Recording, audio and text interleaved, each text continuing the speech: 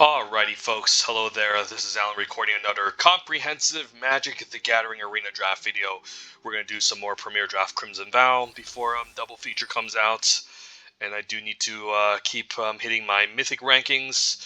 Yeah, let's just try to maybe get to top 5 if possible. Highly doubt it at this point since it's already halfway through the month, but we did make it a top 3, which I'm proud of. My highest ranking was rank 2 with Dominaria, never got to rank 1 before. And then rank 3 Strixhaven, and then rank 3 this month with Crimson Vow. So let's see, pack 1, pick 1, Premier Draft Crimson Vow. We open up Busted Mythic, which you're always going to first pick. So yeah, Toxrill is just great in any black deck. Has a slight higher upside if you end up in blue-black, because you can just end up sacrificing slugs and drawing a card. But once this comes down, after 1 or 2 turns, you can just win the game. And keep in mind, this is the beginning of each end step, so it counts on your own at the end of your step as well as the opponent's.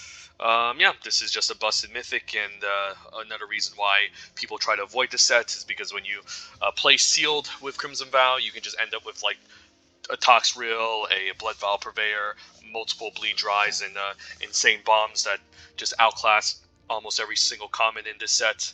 If this wasn't his pack, there's Gluttonous Guess and Hookhand Mariner and Scattered Thoughts as good commons, and that's about it. The uncommons are all okay, but they're for specific decks.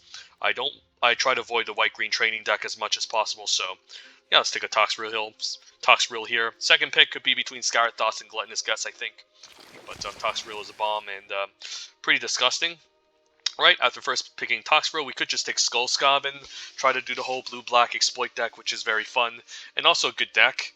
I don't necessarily think it's a tier 1 deck, but it's like definitely like top tier 2, in my opinion. The Voldaren Estate I don't think is really necessary. Like, you will only play this in a black-red Vampires deck, or in a deck with Vampires, and even then, your Vampires are already incidentally generating tokens when they enter the battlefield, or attack, or die, etc. So there's really no need for a colorless land that can just make blood tokens when you generate blood tokens in the black-red blood deck, where this is going to shine. And at common, not much else. There's like a Rot-Tide Gargantua. If we end up in the exploit deck, we can always pick up one of these later. Weaver Blossoms I think is the best green common, but I'm not a big fan of black-green in general. And given that I have Toxrill, I definitely want to lean heavily towards black as much as possible. And yeah, Skullscab could be a sign maybe the blue-black exploit deck is open for my right-hand side, so we could just draft an insane busted deck here. Now, after taking Skullscab here, there's no good exciting blue-black cards. There's like a Doom Dissenter, which I will play in a blue-black deck, but it's pretty sad picking it over other great cards in this pack, including Ballista Watcher and a Braid. And these are probably my 2 options here. There's some other fine green cards here as well, but I think it's just a Braid here, the best red common, and arguably the best common in this format if you don't count Bleed Dry as one of them. Ballista Watcher is also quite good, but I think Braid just has a much more immediate effect, whereas Ballista Watcher, you need to have it survive. You have to wait maybe like a turn with this. You need enough mana to activate the activate ability, whereas a Braid is just good on its own early on and in the late game. So we'll take in a Braid here. Maybe we move into red-black, or maybe we end up in some sort of 3-color shenanigans, who knows. Now this pack doesn't seem particularly exciting. There's a Gluttonous Guest here. There's also Rot-Tide Gargantua, which stand out as the 2 commons in black that I'm most excited to see. Nothing else in any other color. I'm not going to play a million copies of Wretched Throng just to get this whole combo off. I think I'd rather just play Doom Dissenter.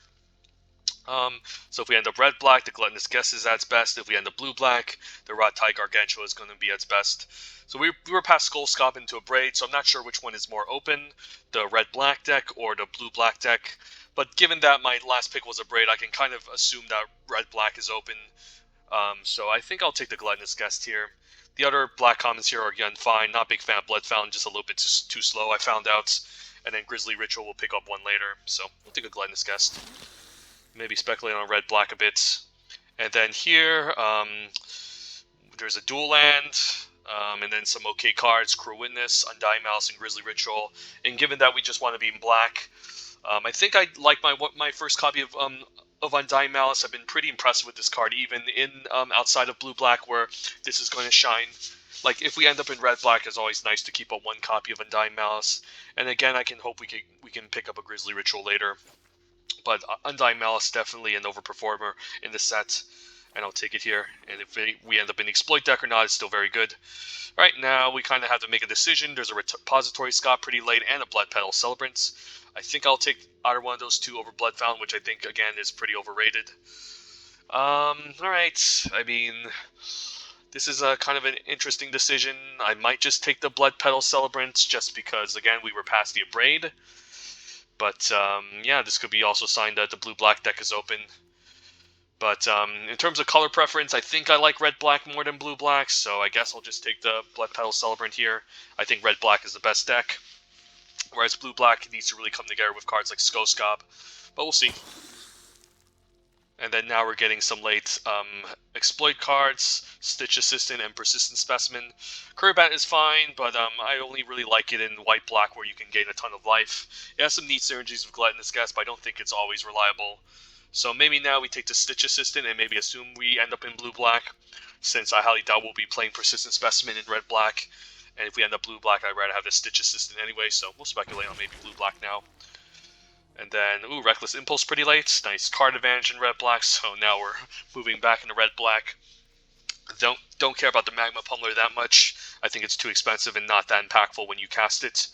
And then, again, not a big fan of the Wretched Throng, so we'll just keep sticking to red. Maybe now we're seeing a Statuette, which is okay. But we're also seeing some nice blue cards here pretty late as well. And then I guess we want to speculate on Repository Scab if we end up blue-black. Yeah, we could be in red-black, we could be in blue-black. I think maybe blue-black is slightly more open.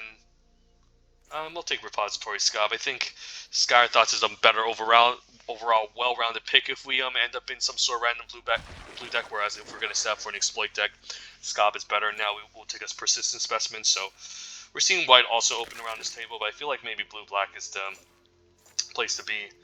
Stillhoff and Tumor can be okay with Specimens, but outside of it, I guess it's okay with Lantern Bearers if we pick up more.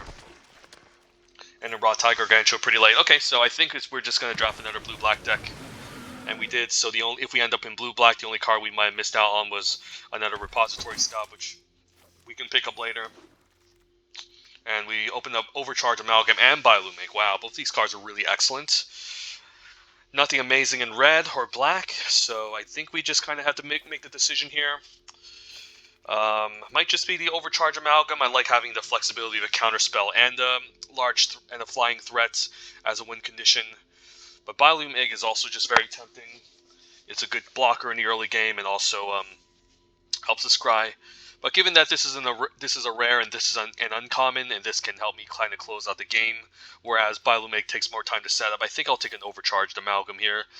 I'm not sure which one is the correct choice, but I feel like the Overcharged Amalgam has a higher upside, so we'll take the Flash Creature here. That serves as a counterspell. And then, wow, Jacob and Felstinger, wow.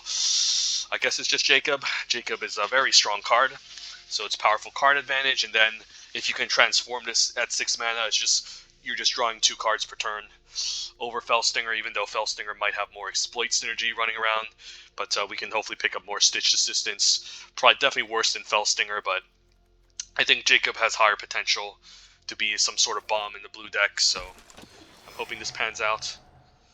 And then now we're seeing some late red cards here, damn. I mean, I guess if we still end up red, I would prefer the Flame Blessed Bolt over Creepy Puppeteer. None of the blue cards are very exciting, so. Okay, I guess I don't mind Chill the Grave. Chill is pretty good in the blue-black deck, given that we have so many zombies. I don't really like 2 copies of Persistent Specimens. And that's a late Dorothea. She's a good card, but I don't think she's like a bomb rare, which you always first pick. Like, I could see the argument taking a Braid over her pack 1 pick 1. But it seems like we are set up for the exploit deck, for sure. And all we need is, I think, a few more exploiters and some things to exploit. Okay, Archgoth Raven is great in the blue-black deck. So yeah, the more zombies we play, the more we can try to fetch them up whenever a zombie dies. And Archgoth also triggers off of itself. So yeah, seems like a pretty solid card for the deck. So yeah, it seems like maybe blue-black is definitely the place to be in this table. And again, a very fun deck. That's not the best, but also can be really powerful if you have the right key pieces.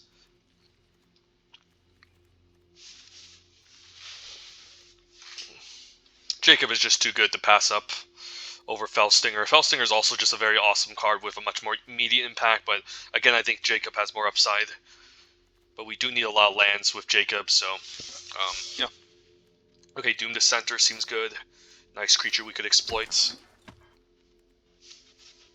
How many exploiters? 1, 2, 3, 4, and I guess 5 counting Skull Scob. How many things to exploit? 1, 2, maybe Selhoff and Tumor 3. Not sure about the Gluttonous Guess if it's going to make the cut or not. So deck looks pretty well rounded here. We just need to pick up some good removal potentially, and yeah, we'll take another Archgolf Thraben over second Repository Scob, which is also fine, but I don't want to get my 4-drops too crowded. So probably don't need to play Gluttonous Guess in this deck, given that we're not really discarding or gaining value off of Disturb or Flashback, which was in Innistrad Midnight Hunt.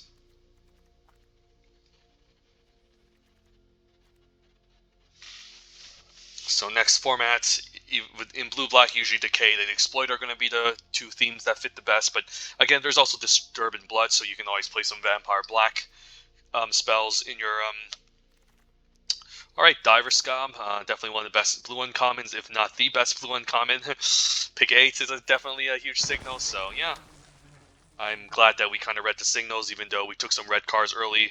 We took Blood Petal Celebrant over a Repository Scob.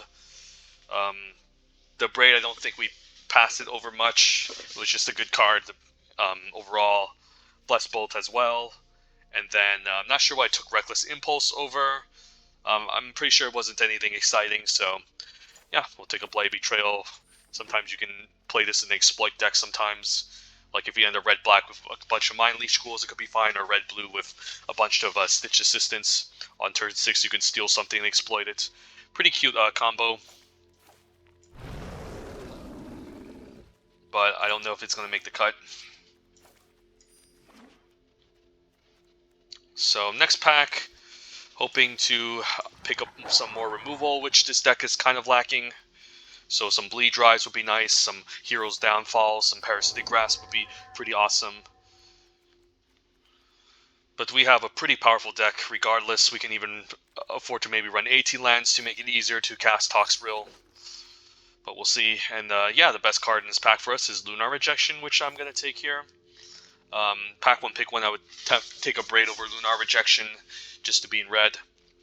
There's also a Child of the Pack. Yeah, and then maybe we can wheel like Cobble Lancer or Persistent Specimen, but Lunar Rejection is nice.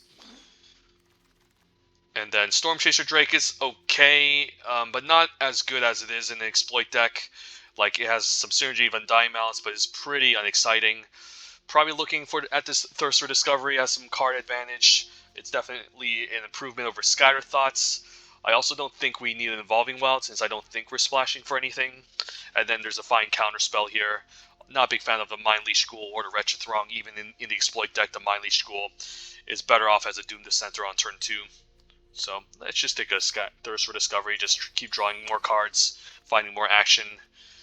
And then now I could just take a Repository Scob over Storm Chaser Drake again, which I don't care about in this deck as much. There's also Flame Blessed Bolt, there's a random blocker with the Catapult Fodder, but we'll take a Repository Scob. And do I just take another Thirst? I guess I do. I'm hoping I just don't end up with so much card advantage. I end up decking myself with cards like Jacob and Thirst, but there's nothing else exciting. I would definitely take a second Doom Dissenter over Thirst at this point. But I mean, it's the best card. And then, yeah, I'll just take a Cruel Witness in case we need an extra flyer to close out the game. Not splashing for anything. We have enough card advantage with the point, so we don't need a pointed discussion. So not a ton of removal, but maybe the game plan is to just get to the late game and cast Toxrill and win, or tempo the opponent with like Lunar Rejections and card advantage, and flyers, and chill. So it's yeah, not incredibly optimal, but very powerful indeed. I would love at least a Bleed Dry in this deck to go along the Repository Scob. I can even cut a Repository Scob if I feel like there's not enough spells I'm excited to get back. Since, yeah, I mean, these are good spells, but I don't necessarily need 3 card draw spells. I'm happy with a second Raw Tide, I guess, that can function as pseudo removal. And we just need maybe 2 more Exploit Fodders. I wouldn't mind another Persistent Specimen or Dune Dissenter at this point, given how I'm kind of desperate for the early game cards. Might even have to play Steelclad Spirit if we need something to just randomly exploit on turn 2. Or just play Gluttonous Guess. Gluttonous Guess is probably a fine card to have, but since it makes a blood token, which can help us filter a bit. But we did read the signals first and second pack, but maybe there was another blue-black drafter at the table. Ooh, Biolumic, that's perfect. Alright, that's the gift. Even wheeled from the pack that we took the Overcharge Amalgam, I think, or maybe this wasn't from the... I think that was last pack, never mind. No, last pack we first picked Jacob. I think it was this pack where we took Amalgam over Biolum. Not sure, but Biolumic is a really nice gift. Not going to play Skywarp Scob since we have so many 5-drops, but it's also playable. And then, not sure here. Take a Binding Geist over Blood Fountain, even though Binding Geist is just, again, another whatever card I don't care about. Guess I just take a Blood Fountain. We could even just run 18 lands, to be honest. Or run a random Syncopate, or run a random Wretched Throng, which doesn't have any good synergy in our deck. So maybe just run something like this. We don't have that much stuff to exploit, but we have a decent amount, I guess. Can even ditch a Repository Scob, given that we don't have that much spells we're interested in getting back. And I think the Cruel Witness can at least give us an extra flyer to help us close out the game. Like, let's say we exploit something and we get back, I don't know, Chill the Grave or Lunar. I guess those are our 2 best bets. But outside of that, I'm not really excited about getting any other instant or sorcery back. And this deck does seem pretty mana intensive. There's a chance we also just end up discarding lands with a Thirst for Discovery. So I think we can get away with maybe 18 lands, given how we want to cast Toxrill and we have so many 5-drops in the deck. So yeah, I think 18 lands can cut it, and then, yeah, we could just throw an extra Swamp if we want. Or throw in an extra Island. 10-8 isn't always the worst, since we're pretty heavy blue. So 10-8 and 8 black sources is usually enough to find, to play out most of the stuff. So let's see, yep, 7-drop, 3 5-drops, some okay 4s, and I think I like, again, the Witness over Scob. Not for value, but just to have a flyer that can, again, help me win the game. Chill is nice, and then triple Thirst for Discovery to discard lands and draw us into our Toxrill and other key cards. Jacob is excellent. Lunar is nice. Undying Malice is decent with the whole exploit thing if we can get it going. A counterspell along with some of our flash creatures, and Thirst for Discovery is quite decent. The weakest card in this deck is like the Selhoff Entomber, but it's still a fine body. We could still play on turn 2 and just use, and it also counts as a zombie for Chill and Archghoul Thraben. So I think I like that over Gluttonous Guest just to have a blocker. And again, I don't think our deck needs Blood Fountain, given that we have so much mana to use either way. Yeah, I don't think I need Skywarp Scob or, I guess, Repository Scob. We don't need to draw that many cards since we have enough card advantage to dig through the deck with Jacob, double Thirst for Discovery. So I highly doubt we need to get back. And then in terms of interaction, again, we have Lunar Rejection and Chill, but we also have double Raw Tide, Diver Scob. Toxrill can help us win the game, plus a counterspell with the Overcharged Amalgam. So I'll give this a shot, see how it goes. I can definitely see some games where we end up getting mana screwed and can't cast Toxrill and we just lose. But we'll try it.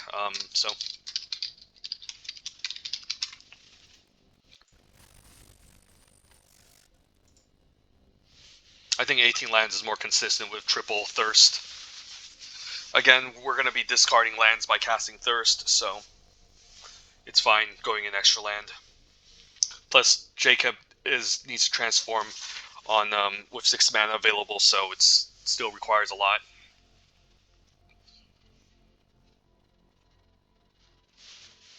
Overall, not a ton of interaction, so if we're facing against opponents with bombs early on, we might have some issues dealing with them. But then again, we got past 0 Bleed Dries or Hero's Downfall, so I feel like we were the other blue-black drafter at the table, or another black, or just a bunch of black drafters just took our Bleed Dries and just gave us all the blue-black exploit cards. You can never know unless you are playing with real people.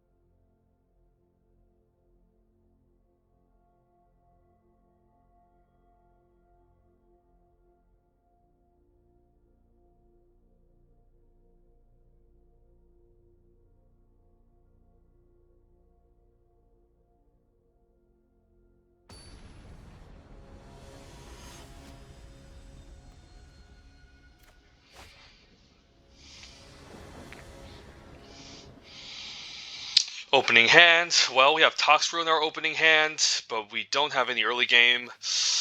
Being on the play, I hate mulliganing. We do have 4 lands, but we won't have it play until turn 4. I still think we could just kind of hope we draw into some 2-drops or 3-drops. Since if we just cast Toxfruit, we can just win the game. So we just need to survive and hope this resolves. And just diminish the opponent's creatures. And we still have Thirst on turn 3. Might actually maybe discard 2 spells instead if we need to cast Toxfruit. Spirit I'm not too afraid of, but this is sign maybe it's blue-black. I could also just play Bilumig. Yeah, I could just do that and scry for some lands instead. Maybe this can set up a nice... Ooh, okay, Overcharge Amalgam is nice with the Bilumig. Don't need the Archschool of Thraben, I don't think. Yeah, we can keep up Archschool of Overcharge Amalgam next turn, and that's quite solid. As well as a Lunar Rejection and Thirst. So opponent's just mono blue for now, and another Steelclad Spirit. Right, nothing too scary. I guess I'll just play land and pass and decide whether or not I want the Thirst or Lunar Rejection end of turn. Cruel Witness, I think that's worth countering. I could always bounce it back and counter it again, but I do want to just tempo the opponent with the Overcharge Amalgam. And plus we get a 4/4 egg out of the deal, so it seems like a good time to counter the big flyer.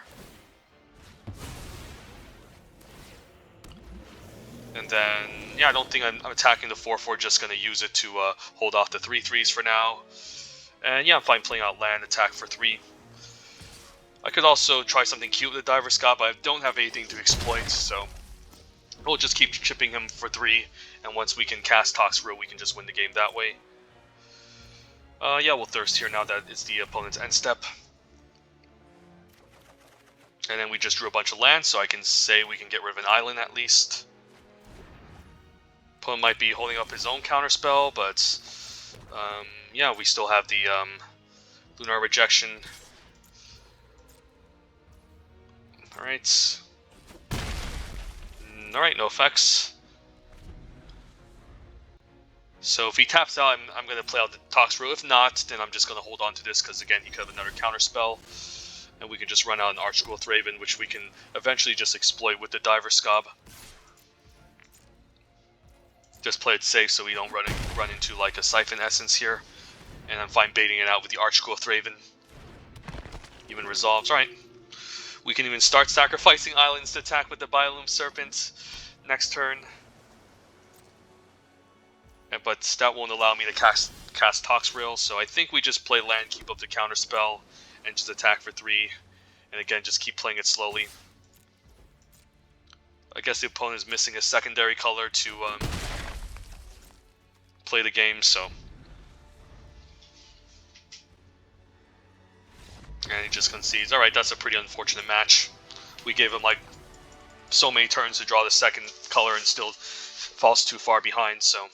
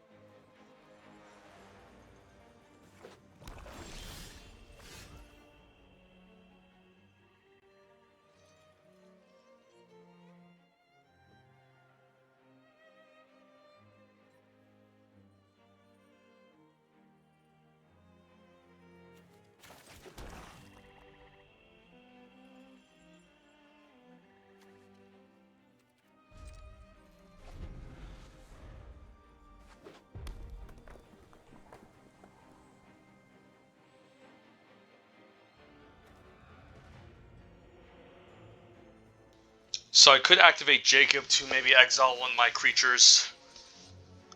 So I can maybe hit more land drops to eventually transform Jacob. If he has a removal spell, unfortunately, yeah, I can't counter that because he can pay X equals 2, so rip Jacob, so I'm not going to use Jacob here. Just let this resolve, and then we can Thirst instead, and hopefully don't have to discard 2 spells. Alright, so we can still discard a Swamp, and I'm okay, so sure. Need to find some good stuff to exploit. Alright, I can cast second Thirst, so I'm fine playing out land, and we'll say go. Keep up a Syncopate.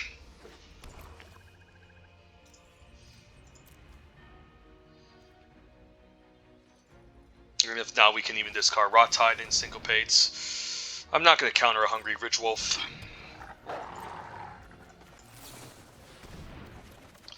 Just going to draw more stuff, so now we can discard some goodies. I guess we can discard something expensive like a Rot Tide Gargantua. And maybe we do just discard Syncopate, although Syncopate wouldn't be bad with the Skull Scob next turn. So in case we need a second Rot Tide, I could just discard the Archghoul of Thraben. Let's do that. And then now we can play out land, could just run out a Rot Tide for the hell of it. Or play Skull Scob, keep up Syncopates. But we don't really have anything to exploit, so yeah, sure, why not? Let's just run out the Rot Tide and just not even exploit. Just have a 5/4 creature that can start beating down.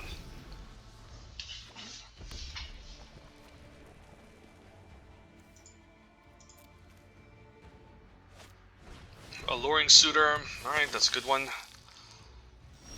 So I might just keep this back, or I can play out, I guess I could attack and then Shield the Grave to 2/3 and then keep up Syncopates. I think that's okay. Let's move to combat. If he sets up a double block, this will do a trade, and then if he has a Sure Strike, I can just counter it. Okay, so he's going to go for maybe a trick here, and we can just counter it. So we can do X equals 1 and blow him out here, so yeah, just X equals 1 seems fine. And now we can run out the Skull Scob. And yeah, say go.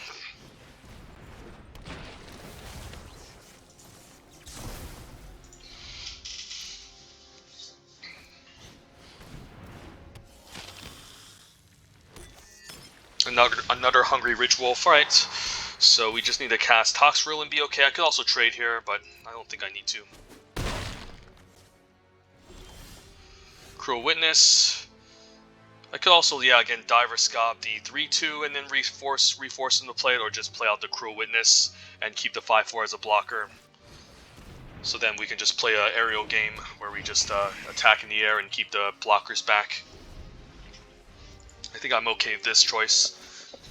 Ancient Lumberknot is fine. I guess I could trade for a Gluttonous Guess or just take 4.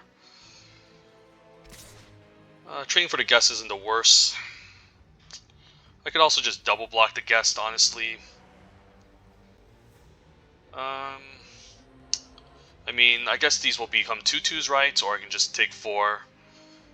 Or just bounce, or just trade here. We'll take 4. It should be okay. Doom the Center, that's nice, so now I can set up Chill the Grave and probably just want to chill the 1/4 next turn and then exploit it with the Diver Scob. Even if we hit a land and draw nothing, we should be fine.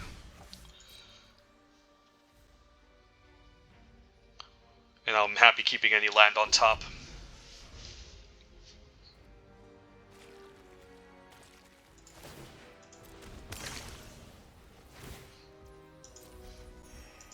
Hopefully no more high toughness stuff.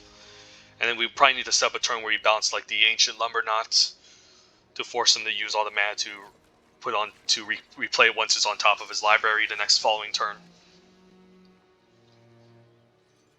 A removal spell, that's annoying. Alright, I guess we just shield a Gluttonous Guess here. And then, yeah, we'll keep a land on top. So, what's the game plan now? We just need to survive and then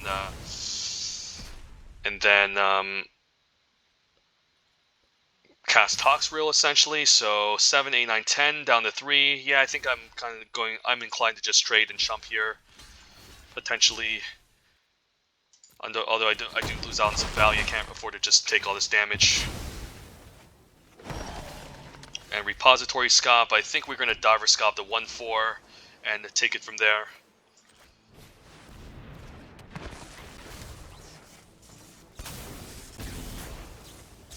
And then just kind of force him to recast it.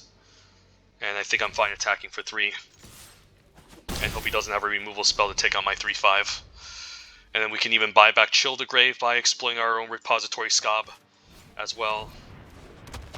And then, yeah, once Toxrill comes down, it's almost just game over, and here it is. Alright.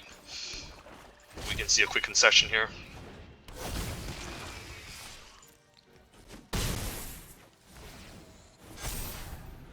So these are all 3-powered creatures, and he needs a Bleed Dry to answer Toxrill. Otherwise, I can still block a 4-powered creature here and still be okay. Or block the Hungry Wolf and fall down to 1. But if he just passes the turn, the Hungry Wolf is dead. And yeah, you just can't do much against this. So yep.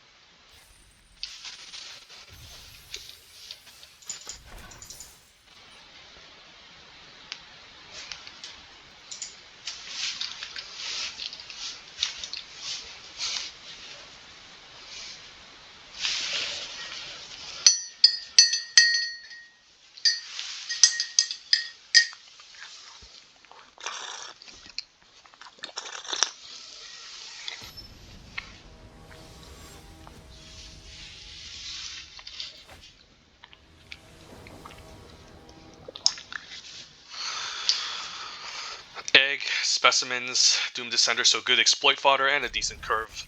Definitely a keep. So this is kind of like the ideal start that we want in the blue-black exploit deck. And I'm happy just attacking for 1 here. And yeah, we can even trade a Doom Descenter for the full Darren Epic here if we want to, since we should have enough stuff to exploit in this deck. And that way we can still make a 2/2 out of this, so if he attacks, I'm fine blocking.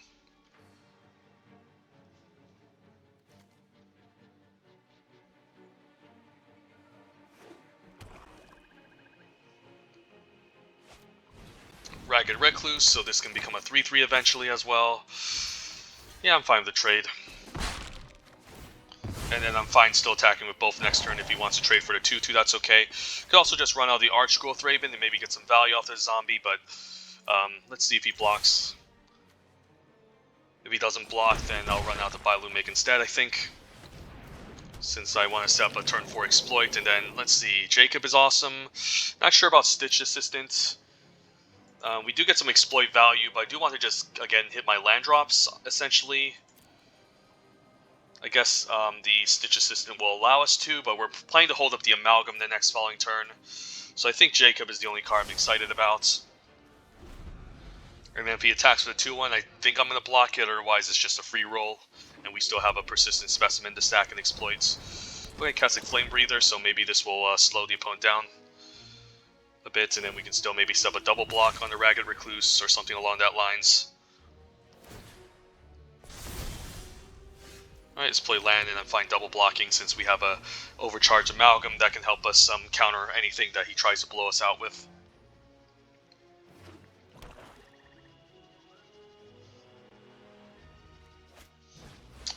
I think I'm going to counter that.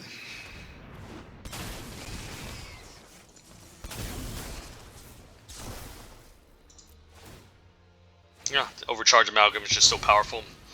So I'm glad I took it over the second Biolumic, which we could have had. If he attacks with 3/3, I think I'm still going to double block, although he could have like some sort of Flame Blessed Bolt.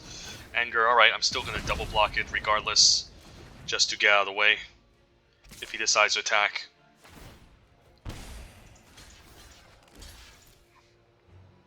I can't let this keep draining me forever. And then we can attack for 7. Chill is nice. So we can run out Jacob and maybe chill, but I don't really want to chill at 1-3. So probably better off maybe just running out the Archgrowth Raven, since we don't really have any reason to exploit anything next turn, and just attack for 7 and take it from there.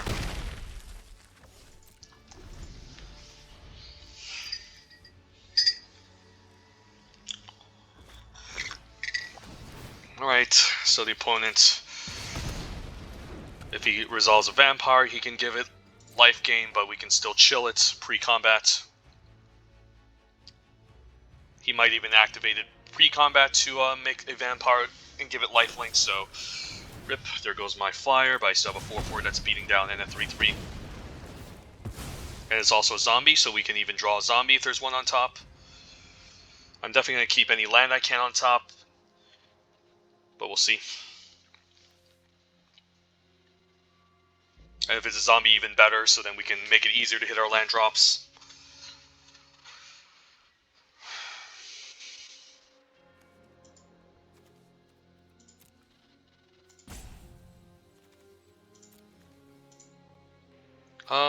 Yeah, I think it's fine putting that in my graveyard. Malice is okay. I don't think we need to keep it around. Like, it's cute shenanigans with other exploit stuff, but we don't have any other exploit stuff, so this is fine. And then now I can still play land, attack with both, and then play Jacob. And then Persistent Specimen, end of turn. And then opponent might be forced to chump next turn as well, so... Yeah, we can even end of turn chill or just play Specimens just to get the extra power on the battlefield and take it from there.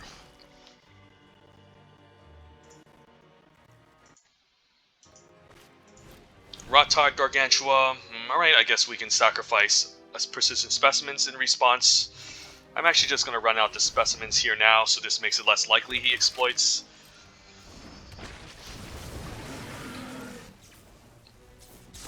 And obviously he doesn't, so I guess I can just tap this down and attack with all, and we should be fine.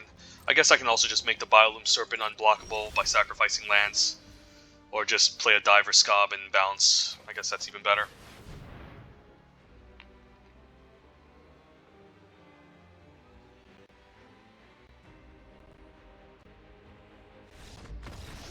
Yeah, so many outs. I could tap the 5-4 down, I can make the 4-4 unblockable, I can sack the Persistent Specimen, and bounce, so either way we were in good shape.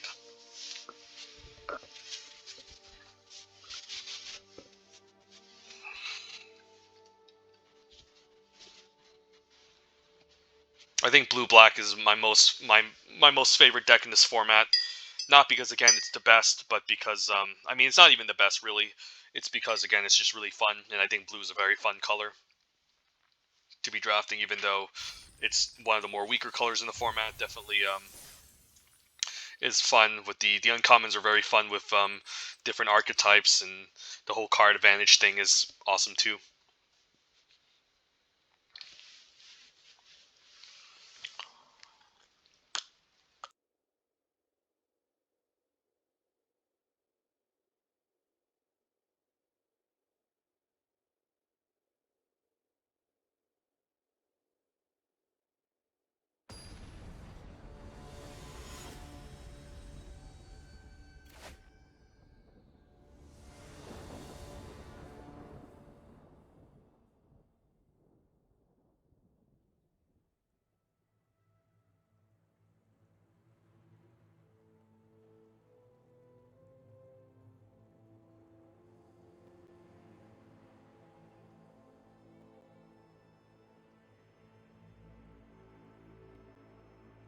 Alright, opening hand, this is a sketchy keep. We won't have a play until maybe turn 4 of the Witness. Being on the play, though, might be inclined to keep, but if we draw any black spells, it's going to be rough, so I think I'll actually go for Mulligan here. And then this seems slightly better. And then which one do we want to keep? Repository Scab or the Witness? Probably the Witness, since I don't have any spells to get back. So we'll keep this, bottom the Scob, and then maybe run out the Scob first, or Jacob. Jacob is probably later that we want to run out, because I don't really have anything interesting that I want to discard yet. The Scob could run into a removal spell, but the same thing with Jacob. I think I'd rather lose the Scob. No Flame Blessed Bolt, otherwise I think he would have used it for sure. Archghoul is nice. Could main phase Archghoul, but if we do, he's just going to kill the Skull Scob anyways. But we might as well, just in case he targets the Archghoul instead. But he doesn't, so yeah, not bad curve. Zombie to zombie is great. And the opponent misses a land drop, we can punish him by playing our 4-drop. Is he seriously going to take out Archghoul? I'm going to be happy if he does, since I think Skull Scob is a card I'd rather have on the battlefield. Alright, Flame Blessed Bolt to that Exile, so I think he drew into that, otherwise he would have cast it earlier. And then we can still attack for 3 and play out Cruel Witness. And then run out Jacob next turn. And maybe start looting away some islands, since we are more happier to have double Swamp. Visionary, I'm fine trading off. And yeah, let's just attack with both, and I'm fine trading off the Archghoul.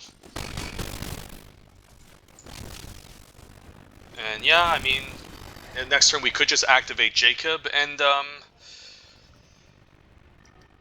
transform it, and then play the spell off the top of Jacob if it's not a land. So I think I'll do that next turn and hope Jacob doesn't die. Opponent also just takes 2 damage here. Alright, Lacerate Flesh is kind of bad for us. If he takes out Jacob, that would suck, but either way, I mean, I think he wants to take out the Cruel Witness, since that's going to put him on a faster clock. Alright, so now Jacob gets to stick around, and we get to get value off of Jacob, so we can also just hold up the counter spell, honestly. Maybe that's just better. And attack for 3. And then we can even transform just Jacob end of turn.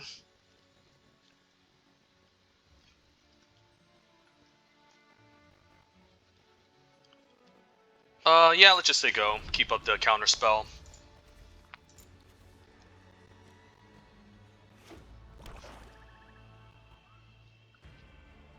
He can't block with this, so I'm glad to take 4. We can just counter anything, essentially, unless it's like another Flame Blessed Bolt. Alright, that's gonna get countered. X equals 3, right? I have to imagine. Yep. And hope this is right, yep.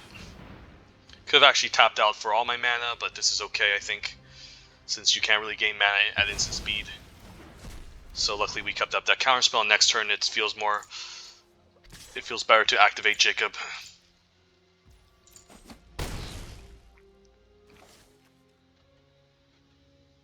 Please don't touch him.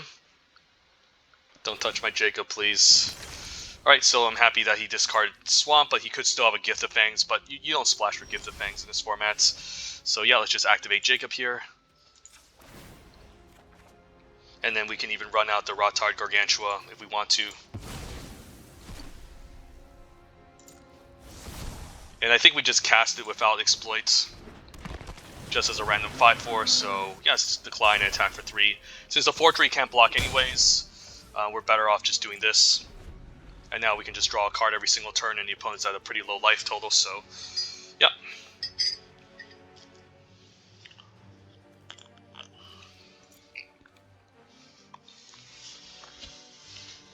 Hopefully the opponent doesn't have 2 answers for these creatures, and we don't hit a huge land pocket. But yeah, deck was just had a pretty explosive start.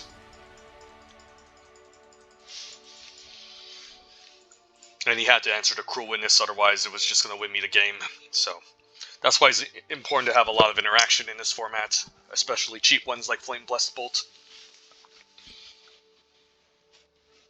And that's the reason why a lot of the top players have been saying Flame Blessed Bolt in the Braid is the pick over Bleed Dry, because of cards like Jacob and Skull Scob, etc.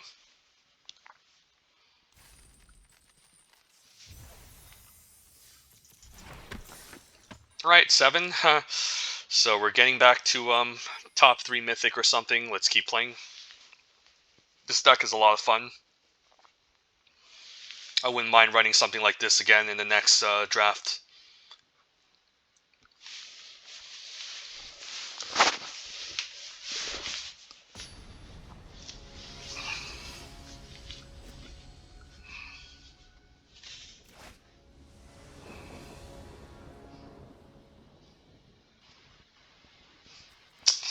Specimens, Doom the Center, Thirst. Alright, we'll keep.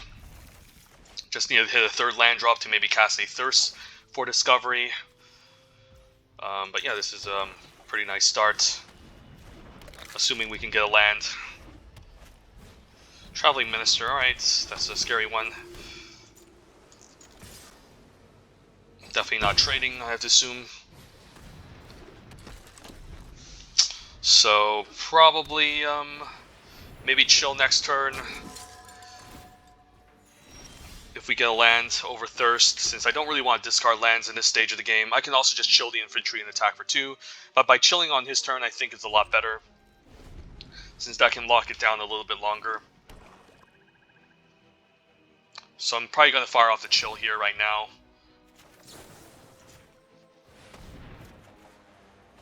And then maybe Thirst the next following turn, or play Skull Scob and make 2 zombies. Alright, probably need to Thirst main phase to hit my land drops, so I'm going to fire this off and hope we can get some lands. So do I discard another land or 2 spells? I think I just discard a land, we should be fine, since we need double blue in the first place to draw into some stuff, and we have double Skull Scab. I mean, we have another Thirst anyways. And we'll take 2. And take it from there. We can even Skull Scob. I mean, not Skull Scob, Diver Scob and bounce if we get our second blue source next turn. But I do want to just set up a Skull Scob, honestly, for some more value, so I think we'll lead with the Skull Scob, and we can even exploit the Persistent Specimen and buy back, so, yeah, let's get rid of this. Make a 2-2, play land, and then we can even trade off the 2-2 and bring out the Persistent Specimen again, so.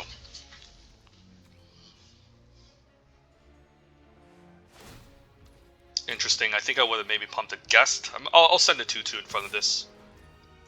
I think the trade is worth it. And we can bring this back and then set up a Diver Scob, essentially. Okay, so that's a problematic card. So he might just transform it.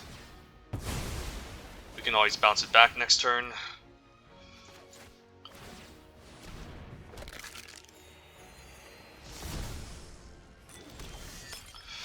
Although I need double blue, I mean I can just bounce it with Lunar Rejection perhaps. So maybe it's best to just play out land, say go, and then bounce the 3-3 when he decides to attack with it. He can even do something crazy like a main phase, a spell, and then attack, and then I can set this back. So we'll see here. Alright. I guess I just take 2. Taking 2 is not the worst.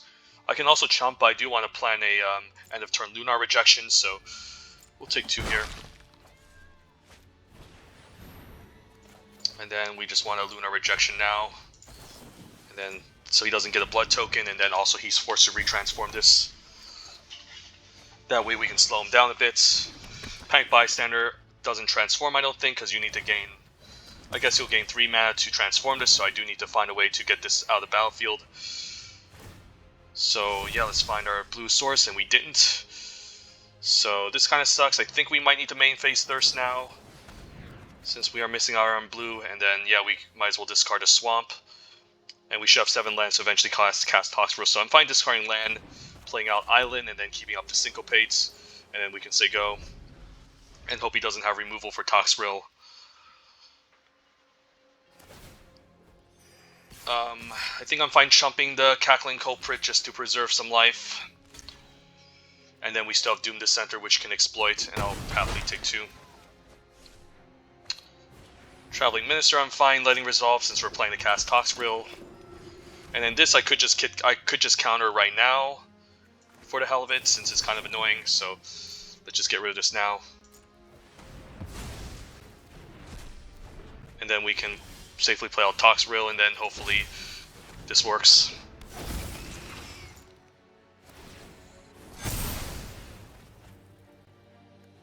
And then we also make 2 slug tokens, so hopefully no. I guess you need a 6 mana Fierce Retribution to deal with Toxrill, so I guess this is just the opponent's sign that he's conceding, yeah. So yeah. Toxrill can do some silly things, Keep in mind we're also running 10 islands and 8 swamps, so unfortunately we just ran into a problem where we couldn't get our double blue in time, but luckily we were able to get at least 7 mana to drop a Toxrill.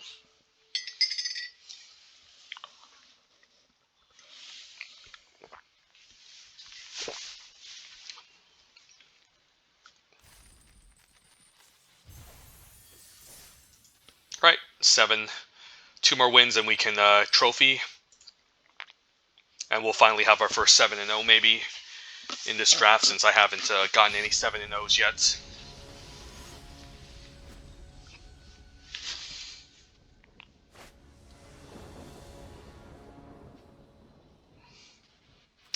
Stitch Assistant doesn't have anything to sack. We're on the draw. Pretty interesting hand. If we can get something to exploit, I might keep. If not, I mean, we still have our lands to play out some stuff. So this is close, but I might just keep this because we have our lands, and I don't really like the mull. We'll try it. I hope I don't get run over by a white aggressive deck or red aggressive deck. Who knows? If it's green, we can at least balance if it's a werewolf. Okay, so is it a werewolf? Yes. No, it isn't. All right. Now we're gonna get punished for keeping this hand. If he plays the Hokan Mariner Weaver, I could bounce. End of turn, and I will, just because it will delay him, and then we get to draw a card here, so. Alright, still nothing good. Archghoul's fine, we can even exploit it if we want to. Or just exploit the Stitch Assistant to maybe surveil a bit.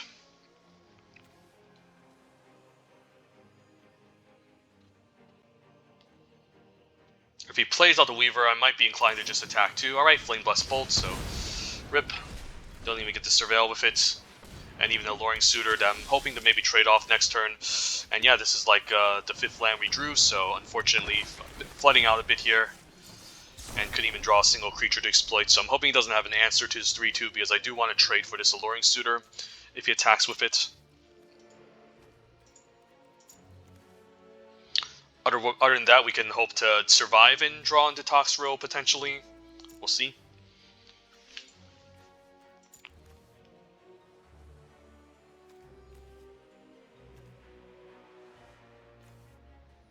And I might even run out Raw Tide without having the opponent sacrifice anything.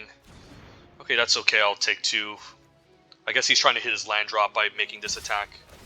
Alright, never mind, he'll make red mana anyway, so definitely gonna block the Deadly Dancer if I'm not crazy. And hope he doesn't have a Sure Strike or anything. He could have like a Pump Spell here, which would be devastating. But I can at least maybe run out the Raw Tide Gargantua and trade for it next turn. And he does have another Pump Spell, so... And he can even follow with Weaver Blossom, so we're definitely in trouble. Luckily, the opponent is still stuck on lands, so... And doesn't have double red, so... And that's like our 7th land we drew in a row, so we're in trouble. If we don't draw into some spells. Let's decline this exploit and just trade off for the Deadly Dancer. And hope we don't draw all the lands in our deck. 5, 6, 7, 8, 9. Wow, 9 lands. Jesus. This is some insane flood. I need some card advantage, like Thirst for Discovery would be great.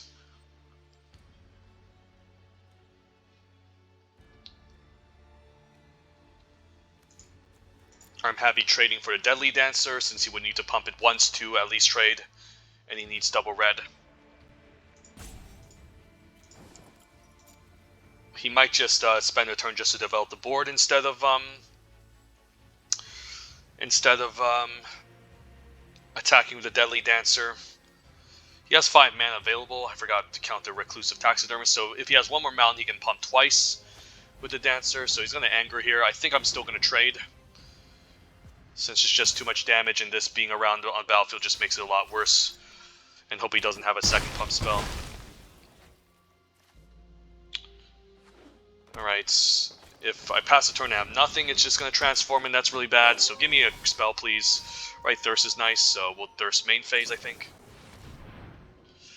and hope we can get something good. Alright, so now we can just discard a swamp since we have a million of them. And wow, we drew even more lands, so that's not good. So I'm hoping I can get another spell next turn so this Weary Prisoner doesn't have to transform. But he might just attack and just let it transform, and that's going to become a problem. And there it is. Alright, so I can't double spell, unfortunately, so I might have to just... I guess I need to play a blocker so I don't die.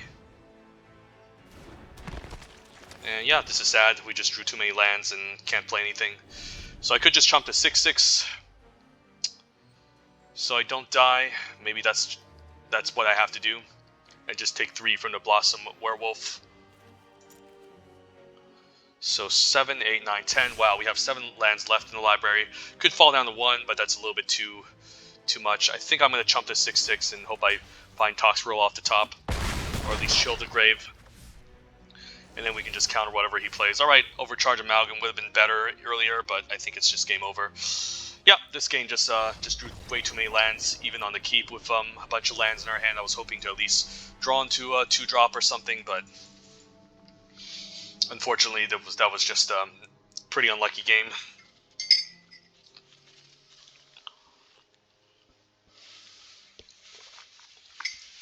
Alright, we're never going to get 7-0 at this point, I don't think. But the deck is still good. We have outs to be at least 7-1.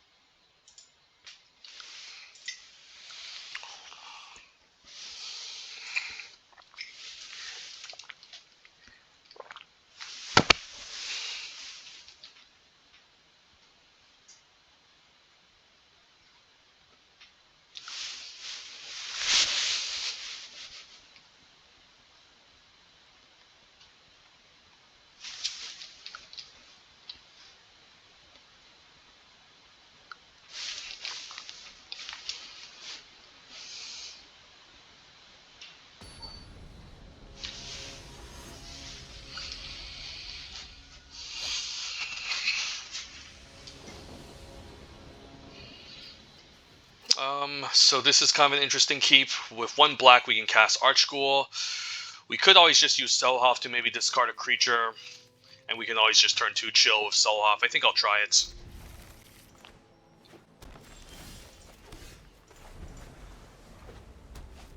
Red, another red-green deck. Alright, we can block it with Selhoff and Tumor at least, and maybe cycle Chill the Grave. Definitely gonna block here, and he has a removal spell or pump. I'm fine with that. Just passes a turn. Okay, I guess now we can just keep developing the board and take it slowly.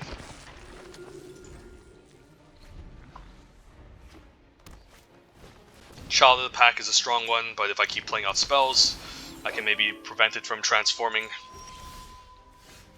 And we can even set up like a turn where we Persistent Specimen, or I can just discard Persistent Specimen end of turn, which isn't a bad idea, since that can allow me to hit my land drops and get some value off of this. So I can even Chill the Child of the Pack if the opponent decides to activate it and just transform. Could see a removal spell, right? Removal spell. Sure. I think I discard the Persistent Specimen. I think it's worth it here. Get some value off the Selhoff and Tumor. And then we can even play Rot-Tide Gargantua, or just run out of Doom Dissenter and Persistent Specimen end of turn. Yeah, which is probably better, so I can have something to sack with a Rot-Tide over these other creatures. So now let's just run out Doom Dissenter and then just pass a turn. And then if he attacks with a 2/5, I can still block it, the 1/3, and I'm okay. If he transforms it, I can also just tap it down and be okay with it. But I'm probably just going to run out the Specimen instead. Weaver, sure. And a Spore Crawler, sure. Yeah, I don't really feel inclined to tap anything down. Let's just get some value and then maybe exploit the Doom Dissenter. I could do something cute with the Undying Malice, but I think that's a little bit too less mana efficient. Yeah, let's just run this out there, and then I can also sack the Specimens to maybe use my mana next turn, but yeah, I think I just want to get the Doom Dissenter value out while I can. This way I have more bodies on the battlefield as well. Opponent sacrifices Spore Crawler, so that implies he just wants to get some value off of it. And then we'll say go. And once we get to 7 mana, maybe we can land Toxrill and just win the game.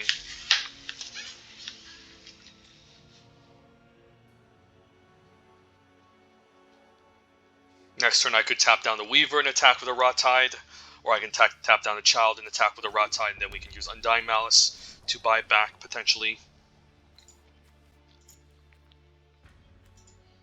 He could also again transform it. Yeah, he might just transform it this turn. So not sure what I want to do. Okay, so he's going to transform both. So he gets some value here. So we'll have to say go. I guess I can just Thirst here and then keep... And if I get another... Just to hit my land drops. Okay, so this is bad. So we need to discard 2 spells. Probably the Undying Malice has to go now. And maybe the Chill, although Chill does cycle itself. I might want to set up like a Biolumic turn 2, but that might be too slow. Undying Malice can definitely go. And, man, I don't want to discard Toxrill, but is this seriously a game I have to discard Toxrill for? Maybe the Amalgam, since we can just win with Toxrill, but the Amalgam is another flying evasive threat. I don't necessarily want to turn Daytime either. So unfortunately, maybe the Egg just has to go, or the Amalgam. Since if we don't hit a land, it's going to be kind of awkward. But at least Chill can draw me a card. So between these two, it's rough. Yeah, maybe it's just the Egg, unfortunately. I don't like to make this decision, but it might be a necessary evil. I can also attack with a 5/4, but yeah, let's just say go. We can tap down the 4/4 once he moves to combat. And we can still block something else.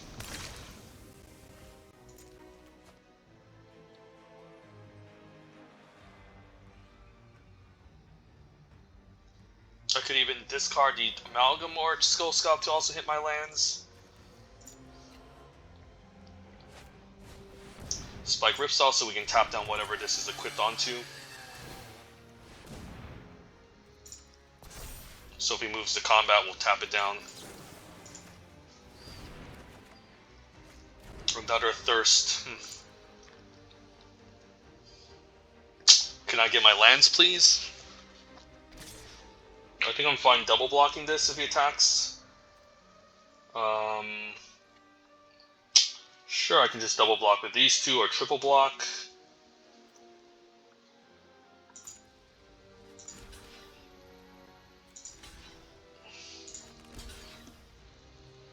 I guess if I double block, I can buy back the Specimens at a turn. I think this is alright. He's definitely going to kill the 3/2, I think. Let's my Selhoff and Tumor go. Alright, I guess I'm fine with this exchange. And then we can draw any zombie that's on top and we'll take action. So that's a good one. So getting some of that good value in the meantime, and then, yeah, we're getting closer to our stuff, so now we can Skull Scalp here. And I can discard, I can exploit the Persistent Specimen just to make a 2/2, which I will, just to be safe. And when we can always just exploit the token. And yeah, we'll say go. He's probably planning to move the Blade around and hit me for 6 or 5. But I can always chump and make him stack a Forest or something. And then I can Thirst and maybe hope to play Toxrill eventually and take it from there.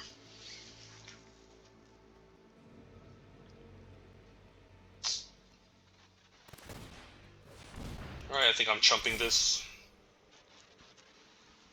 And I'm fine if he sacrifices the land.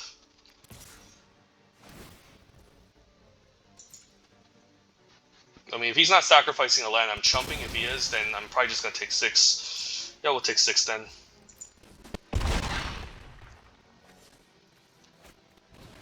Hungry Ridge Wolf, I could just counter just for the hell of it. I mean, it's not wrong. But maybe I need to cast Thirst to hit my lands. Yeah, let's actually just let that resolve and then just cast our lands. And then Thirst to get our land drop. Remember, now we finally get our land, so we'll discard the island and then cast Toxrill and hopefully just win the game.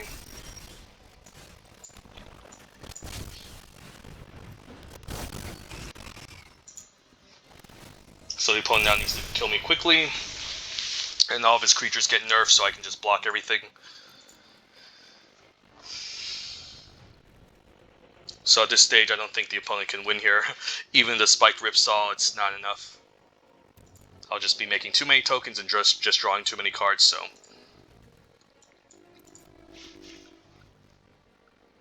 We even have Counterspell back up next turn with the Overcharged Amalgam. So opponent goes for an Alpha Strike. Does he sacrifice a land here? Sure. And then blocks. Probably fine blocking here. Fine blocking... I guess we want the 5/4 to block the 3/1, right? And in case... let's just play it safe, and yeah, I guess this can block here. And we can still take 5 and be okay with it.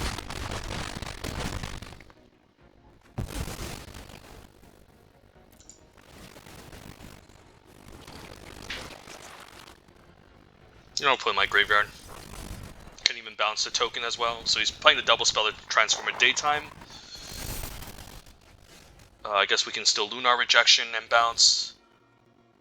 Or just attack and then just say go.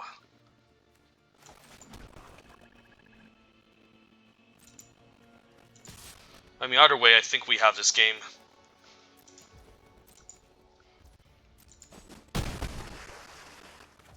Guess I could also attack with Toxrill.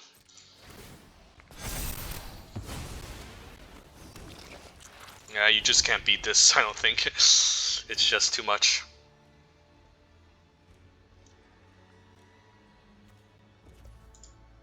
It's, yeah, welcome to Crimson Vow draft, folks. Yeah, he's just gonna do his thing now, and then we can just bounce the token, and then block the 2/2, and we should be able to win.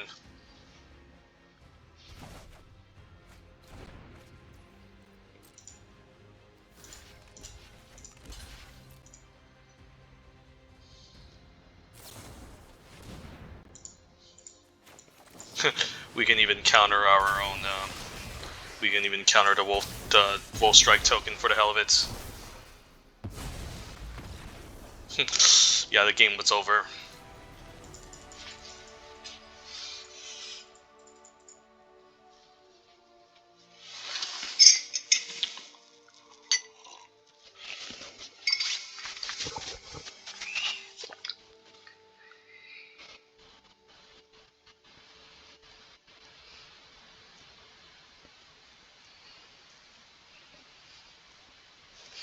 Alright, so sweet. Just need to win one more game, and we should be 7-1.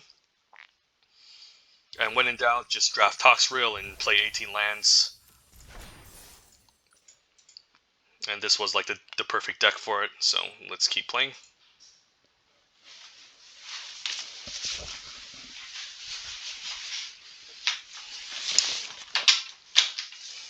Toxrill, Hullbreaker Horror, Dreadfeast Demon, Averbrook Caretaker, even Bloodvial Purveyor, Wedding Announcement, Halalena Partners. What else is there? I guess Edgar Markov, Faithbound Judge. It's just so many powerful rares and bombs. I guess Glorious Sunrise counts as one of those almost unbeatable bombs in the set.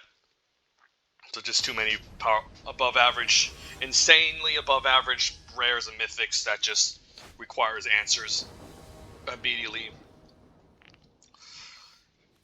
And luckily we managed to draft it. Alright, this hand is kind of iffy. We need to get a swamp going, but we can always cycle chill and we have a 2-drop. I'll keep it, given this is the final boss, and there was only one game where we got unlucky and we lost with a sort of a keep like this. Give me my black source, please. Nope.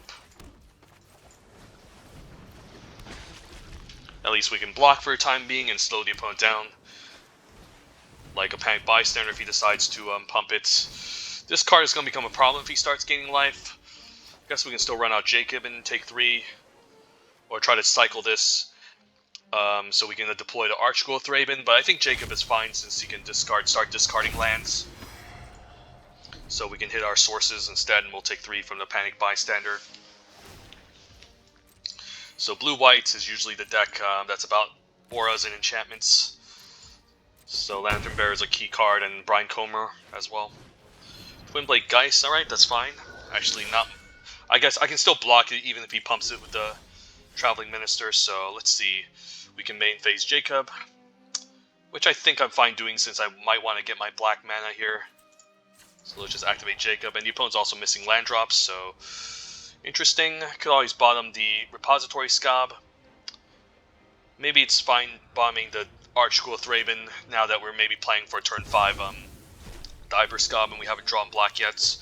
So we can play land, say go, and then tap down whatever he pumps. If he pumps the Twinblade Geist, I'm fine just blocking it with the Selhoff Entomber. If he pumps the Panic Bystander, I'm fine tapping the Panic Bystander down instead. And well, the opponent just concedes. Alright, that's fair enough. I guess now we're rank 6 Mythic. Alright, we're climbing the leaderboards again. And not bad, 7-1 with a busted blue-black deck. That just needed maybe some good efficient black removal spells, like Hero's Downfall, Bleed Dry, Parasitic Grasp, etc. But we still had enough interaction, I think, to stabilize and eventually cast Toxrill and just win the game. And that's what this deck was all about.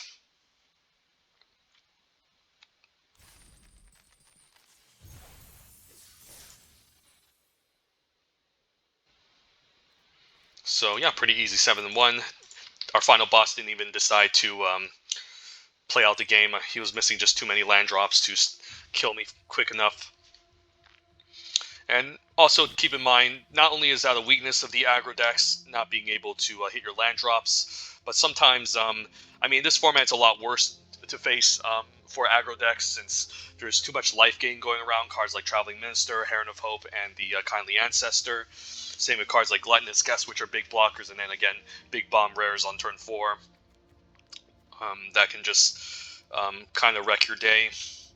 So it does feel like more of a mid-rangey controlling format. Definitely a heavy Prince format, no doubt. But yeah, here's the deck. Nice bomb, some good 5s, some decent 4s, a lot of good card advantage with double Thirster Discovery, double Archghoul, some fine okay 3-drops, some more card advantage with Jacob, Lunar Rejection as interaction. So not a ton of removal, but still ways to stall the opponent long enough to deploy Toxrill.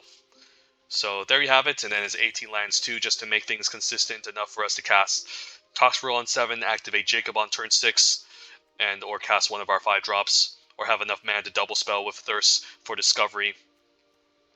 So yeah, let's just conclude this draft, and then move on to the next one.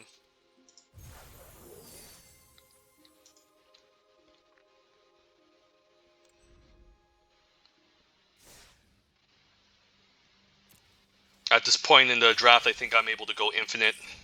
Haven't spent any money so far, accumulating all these 7 wins.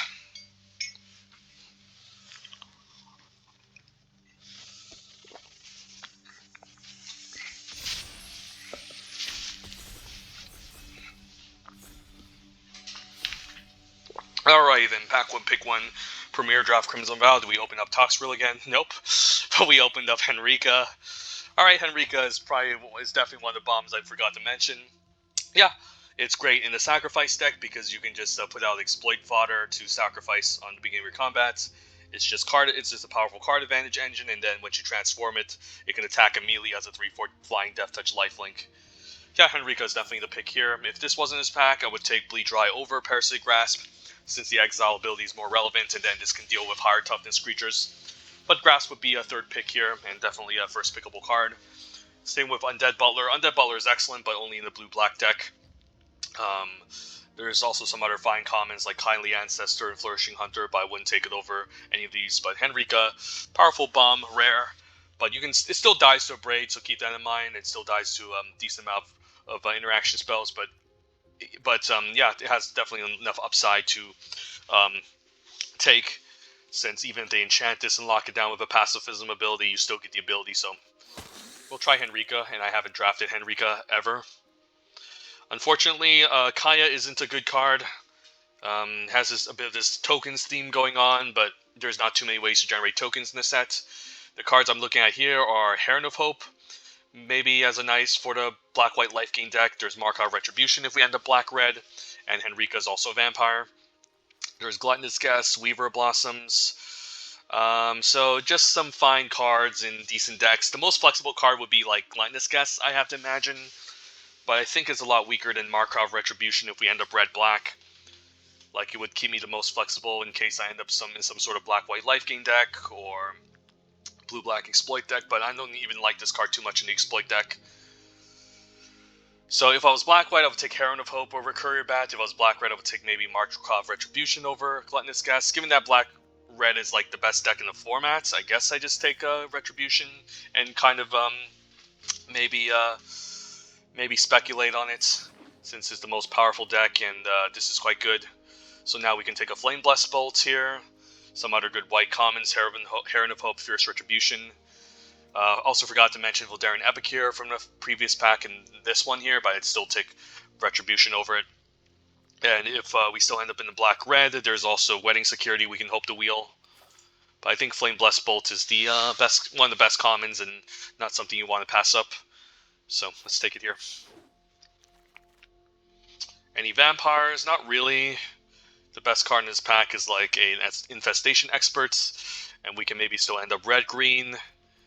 There is the Stitch Assistant if we want to do the whole steal and sack thing in red or move into blue-black exploits.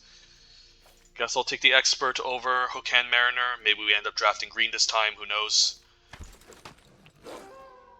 And Child of the Pack pretty late, pick 5, alright, so we might have to abandon Henrika, but that's okay. We could set up for a nice powerful red-green deck, which I've been pretty impressed by. There's also a Wolf Strike if I want to stay open, but it's definitely not the same power level of Child of the Pack.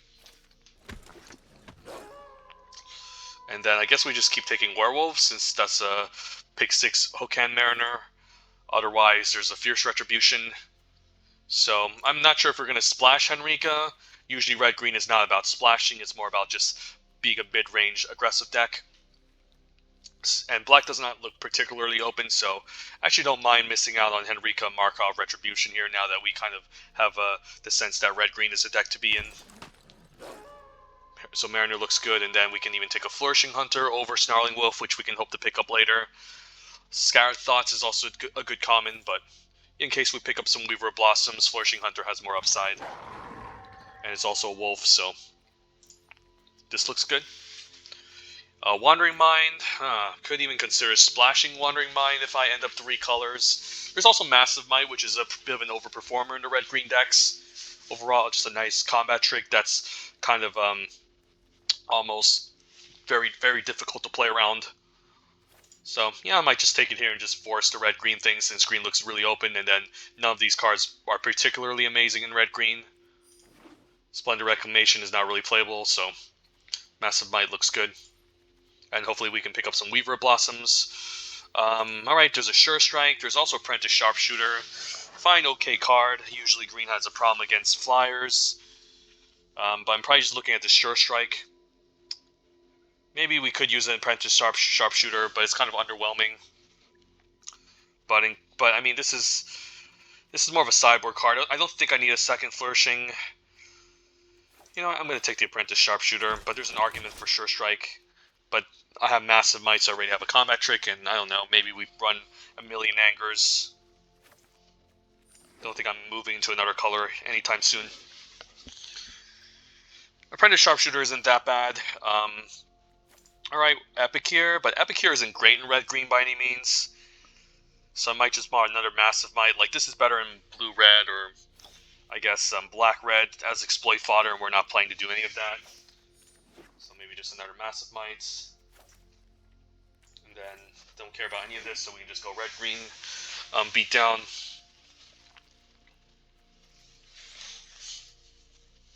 And then, yeah, the Sharpshooter can easily get some training counters if we are the Werewolf deck, and either way, it still blocks flyers, which green is kind of weak to.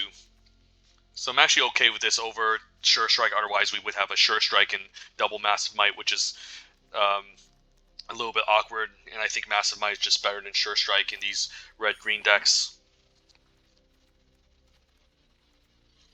So, yeah, green is open, draft green, the worst color. But again, if you look at cards like Mariner, Flourishing Hunter, Wolf Strike, Weaver Blossoms, they're definitely cards that you would take over blue in a vacuum, but... And we open up Edgar Markov. What's good for us here? What, a Sporeback Wolf seems really underwhelming. There's a Bleed Dry in this pack. There's also Lantern Bearer, I guess. Jeez. Do I just take it for gems? I guess I do. It seems pretty underwhelming taking a Sporeback Wolf in this deck already, and I think we're in red-green. Worst case scenario, we end up blue-green, and I guess if we end up blue-green, we want Lantern Bearer instead. Yeah, let's take Lantern Bearer. I don't really care about passing Edgar. There's no way we're going to end up black anytime soon, given how cut and dry it was in the first pack. Sure.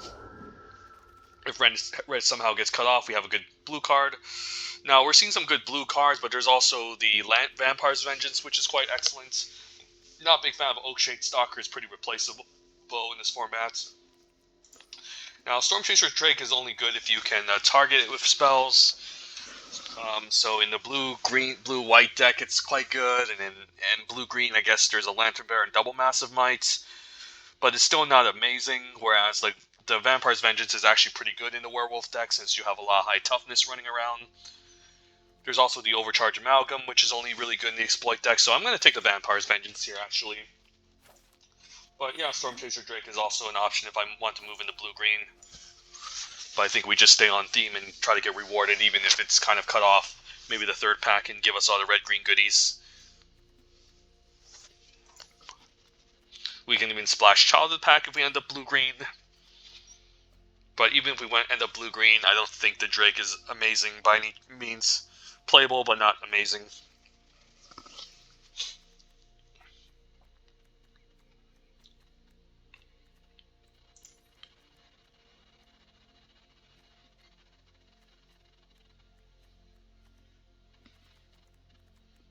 Rip Henrika. Alright, now this pack sucks. Do we actually have to play a Wary Prisoner? There's like no cards I'm excited about. Wary Prisoner is not good. There's a Millipede for whatever. I guess there's a random Keswick Flame Breather if we pick up more Ancestral Angers. Do I make the hard pivot and move into black-green? I think that's a pretty bad option. I guess if we end up blue-green, a Selhoff Entomber, Mulgrave Millipede could be fine. I honestly don't think Keswick Flame Breather is amazing in red-green by any chance. So in case we still stick in blue-green, I guess we take a Mulgrave Millipede, but yeah, very unexciting pack for us. And then now I can just take a Sporeback Wolf as a random 2-drop wolf. There's also Reckless Impulse, which I don't mind. Seeing some blue-green cards like Screaming Swarm and Soul Cipher board, but we're just going to stick with our Werewolf plan, I say. And now Late of Braid, so this is excellent. Love seeing this pick 5, so red does seem open as well. Slightly more contested, but I'm loving the late Braid for this deck. So definitely the pick up here. And hopefully we can, again, round out the deck. And Hungry Ridge Wolf is nice. Seeing a late Skull Scob. And the card's pretty powerful in the Exploit deck, obviously, so...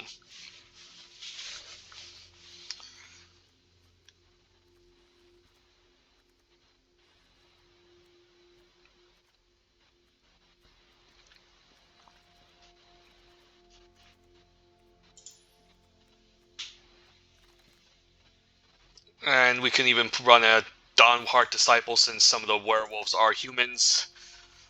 Not a very exciting pick either, but in case we need more 2-drops, it's never wrong. And yeah, I mean, sometimes you do end up with vampires in the red-green deck.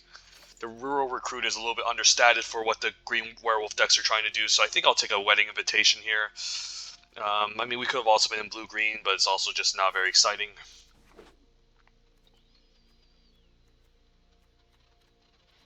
So it does seem like red is kind of cut.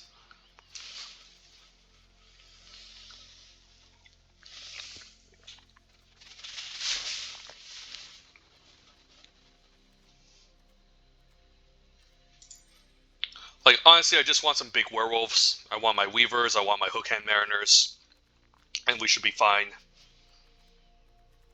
Maybe one more, maybe a copy of Wolf Strike, a second of Braid could be nice as well. Rending Flame. If we pick up the 5-mana werewolf, the 5-mana vampire, the Celebrants, the Wedding Invitation is quite nice along with it.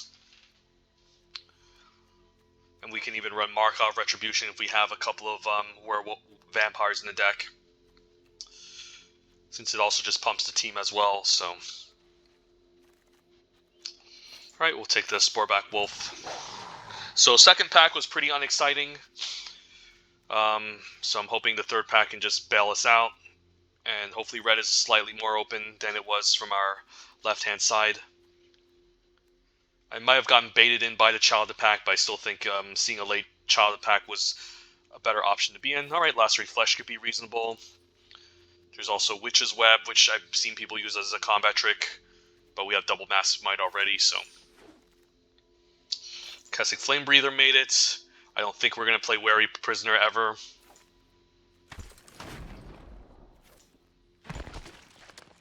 Ancestral Anger, alright. If we pick up even more, I guess we could run the Kessig Flame Breather Ancestral Anger package. But I'm still going to prioritize werewolves over it. Anje, alright. If we're speaking of splashes, this is a perfect splash. Otherwise, we'd be looking at Fearful Villager, which is pretty good, but it's not at the same bomb level as Anje, so we gotta try to splash Anje if we can. Fell Stinger is also good. Restless Bloodseeker is decent. Sawblade Slinger is okay, but we're not going to take an okay common over a good rare like Anje, and hopefully we pick up an Evolving Wild, so let's throw in Anje. Ooh, there it is. Yeah, this is nice. This, I gotta admit, this is what we get for sticking to our lane. We get past one of the biggest bomb rares in this format, and yeah, along with Anje. So this was a gift. Otherwise, a Braid would be nice too, but yeah, Everbrook Caretaker. Once we get to it, it's just game over. So I could even make the argument now running 18 lands with Caretaker, but the problem with red-green is that there's not a ton of card advantage going on. So if there isn't a ton of card advantage, it's going to be a little bit rough drawing into Everbrook. Here, we're probably just going to take Nature's Embrace. I don't like it, but it does help us fix our lands. And the flexibility of enchanting a permanent, making it larger in the late game is quite nice. I don't really think I need a knife. I don't think I'm splashing for a Lantern Flare. Mulch is kind of whatever. And Bloody Betrayal, we're not trying to do the whole steal and stack thing. So, given the fact that we need to splash Anje, and if we never pick up Fixing, it's going to be a little bit rough. We need to run a Nature's Embrace, and we should be fine. And then Reclusive Taxidermist was a nice gift. Alright, pretty late too. Nice turn 2 play. Helps us ramp into our top end, and then also helps us fix for Anje as well. And I think I'll actually take the Hungry Ridgewolf over Spore Crawler, even though Spore Crawler does cycle. I think we're just looking for a bunch of werewolves in turn 2 plays, and this is quite decent. Spore Crawler is fine, but I think the deck just wants as many 2-drops as it can.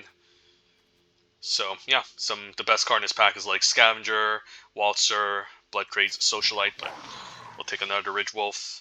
And there it is.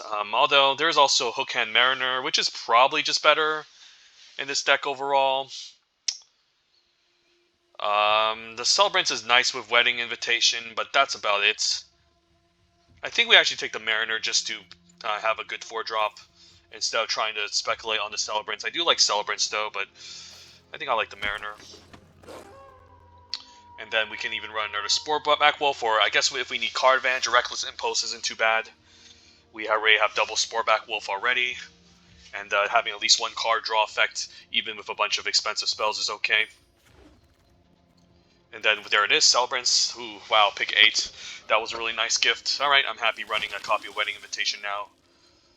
And then, none of these really matter. And I guess none of these matter.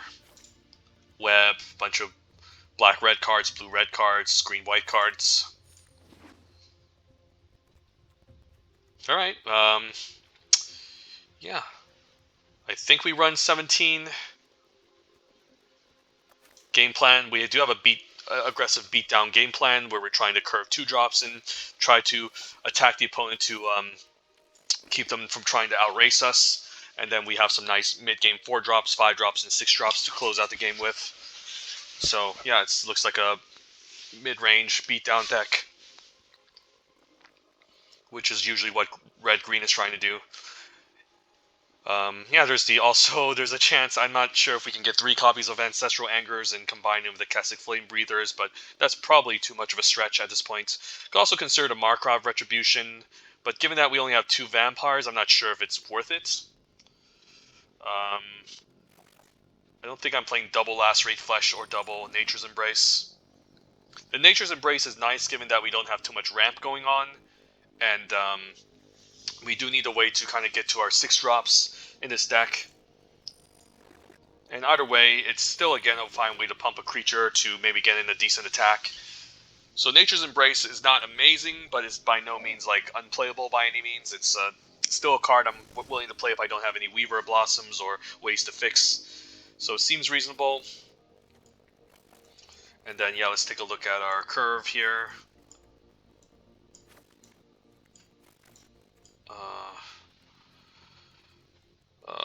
Lacerate Flesh on 5. Right, so some 6s, some 5s, some good 4s. The 3s are just kind of whatever, some fine 2s. Anything I can consider in the sideboard, maybe a Markov Retribution. But if we don't, again, get our vampires, it's kind of awkward. It's a very strong card in a heavy vampire deck, but with only 2 vampires, again, it's not reliable. Even as a Trumpet Blast, a weaker Trumpet Blast, I don't think it's worth it. And then Wedding Invitation at least draws us a card, so I think it's okay. And yeah, this could just be the deck here. Just a decent red-green deck. And how much black sources? Maybe 1 is fine since we have Nature's Embrace and Taxidermist. Although Anje could be kind of awkward if we can't cast her. So let's see. Yeah, we could just go 8 and 8, 1 Swamp. There's also an argument of just going double Swamp here, since if we don't ever draw our swamps and Anya's in our hands, that's awkward. Yeah, there's also an argument that Reclusive Taxidermist can end up dying, but I mean, again, Nature's Embrace can help us splash as well if we somehow drop it. So either way, I think I'm fine with 1 Swamp, and then we can just go 8 red, 8 green, just to make sure our deck is consistent enough to cast our stuff on curve. The Vampire's Vengeance doesn't look great with these werewolves, but on our turn, the Sporeback Werewolf is going to be in plus 4 toughness. It's only going to be bad with our Hungry Ridge Wolves, but I'm still fine running it, since it's just a strong card against other decks and also generates a blood. So, yeah, let's give this a shot, see how it goes. Yeah, let's go. Red, green, mid, beat down, mid range, mid, beat down. Yeah, Caretaker is kind of our gold child.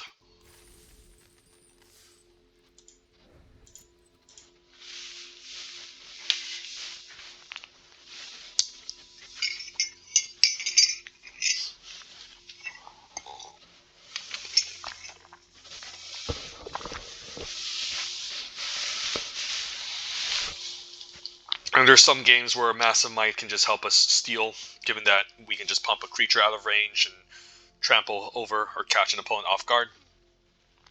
But again, the weakness of red-green is that a lot of this stuff is very expensive, and then there's all this bounce spells and removal going on that you just lose a ton of tempo if the opponent, for example, kills your creature for 3 mana or 2 mana. It's a little bit rough.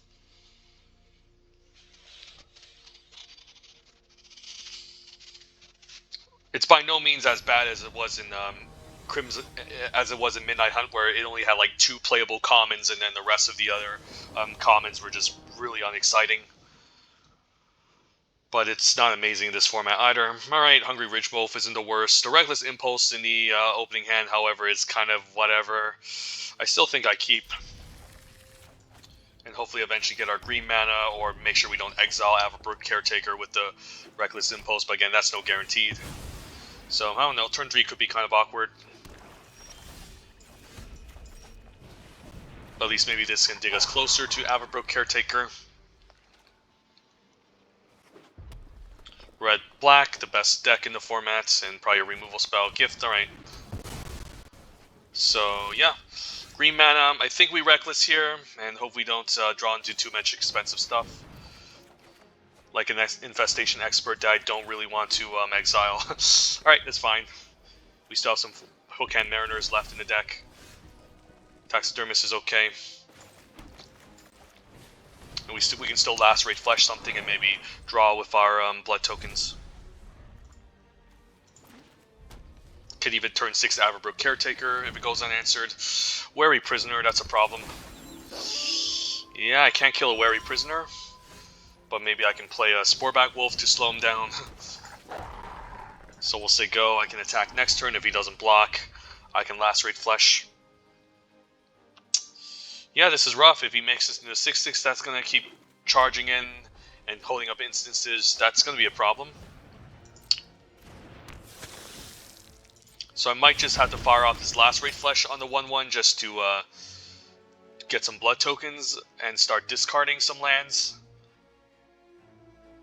But I think I'm fine attacking with the Sporeback Wolf next turn.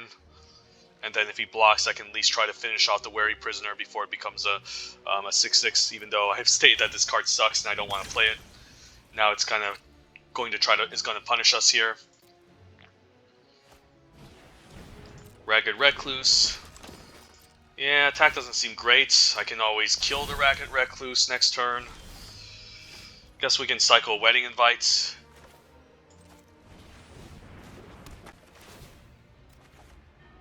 Play a Hungry Ridge Wolf. I could also attack first, but he's probably just going to block with the 3/3. I can Massive Might, I guess. I guess that's not the worst. And if he blocks with a 2/6, I'm fine finishing off with Lacerate Flesh.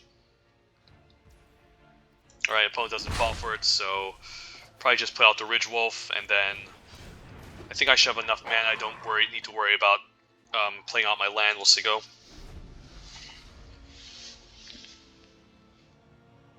Do I trade for the Odious Witch? It's not bad. This way, if we kill something... Alright, that's bad. Yeah, and there goes my entire game plan. I could, So this is 4 more in the graveyard. If I get 1 more in the graveyard, this can become a 4/4. Either way, this is really bad for me. This sucks. Do I just concede here? I probably just need to save the Taxidermist and hope it becomes a 4/4. It's really bad. Yeah, and that's why Vampire's Vengeance is such a good card, is because of board states like these. So, rip. And he even has a removal spell to punish me. Alright. Alright, I think we're screwed. And I guess we take 4, and then that was a 3-for-1. So we probably just need to take out the Odious Witch and make a blood token, or hopefully drop an Averbrook Caretaker, and yeah, that's not going to cut it, so maybe cycle end of turn, fine playing out 1 land. Let's go. Could have also killed the Epic here to have more access to blood, but the Ragged Recluse was going to become a bigger problem eventually. So there you have it. Vampire's Vengeance.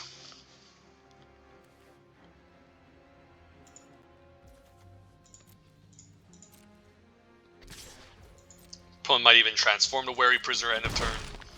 And even Averbrook Caretaker can't really block it efficiently. So we're probably just screwed here. We'll see.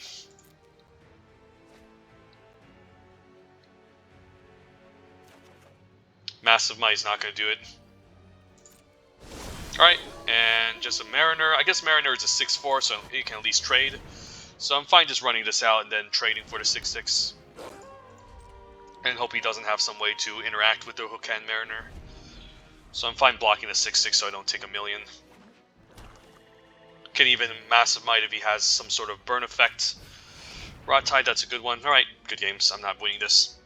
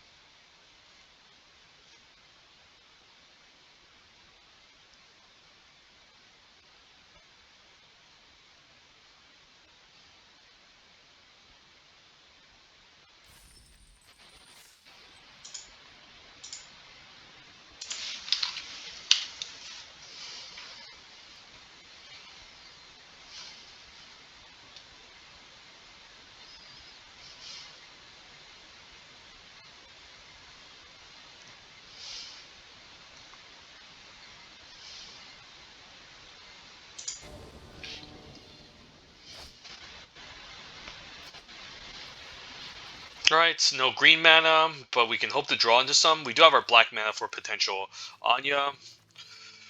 We'll try it. A little bit sketchy, but we still have a Flame Blessed Bolt, and eventually we'll get our green mana going, so... Mind Leash School, I could just Bless Bolt that, but it's also a decent target. 40, Vampire's Vengeance. I highly doubt he's going to exploit the Mind Leash School, but we'll take 2, and then... next turn, maybe set up Vampire's Vengeance or just take out the Mind Leech School.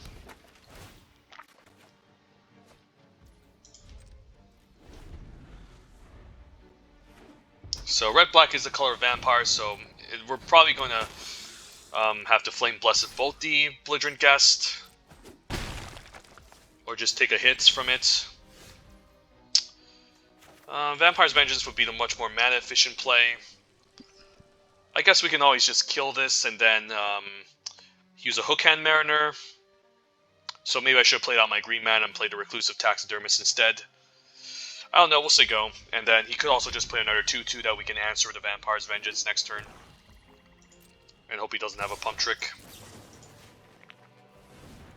I don't really want him making blood tokens. He could have a Markov, the spell that brings it back and mix it into a 4-3, which could be kind of annoying, but I guess this exiles, so it wouldn't actually come back. Take 2, and then hopefully he drops another Mind Leech School of some sort. Right. I guess now we drop the Hookhand Mariner. And this still survives Vampire's Vengeance, so we should be fine with it.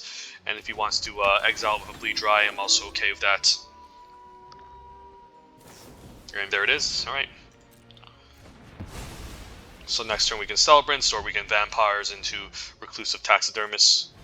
And yeah, it just looks like a good Vampire's Vengeance. So I'm probably just going to fire off main phase. Since if we allow him to activate this, he does get to draw a card with it. So I don't really want that, even though he does lose 2 life. I think we're fine running this out.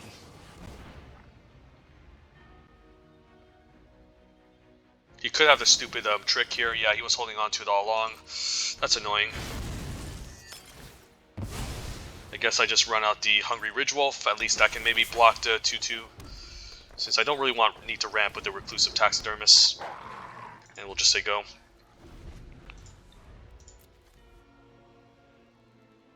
So he's probably just going to draw a card off of this, and then it becomes a pretty relevant threat.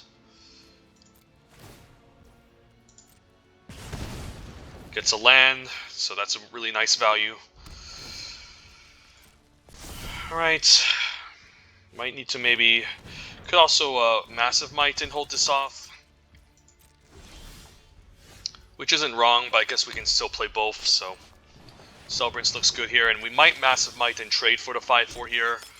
Or at least use Massive Might on the 4-4, so then we can kill this for free. This does get to transform, but it's fine, I think. Does this opponent have like a million Bleed Dries? I guess so. So we probably just want to trade for the 5-4. Or I can block the 2-2 and take it from there. I will 2-for-1 myself for this, but maybe it's still worth it. Since I don't want to take a million. Yep. And this becomes a 5-4, so... That's a problem, but at least I can stem the bleeding a bit. And Anje was a really nice pickup, so gotta believe.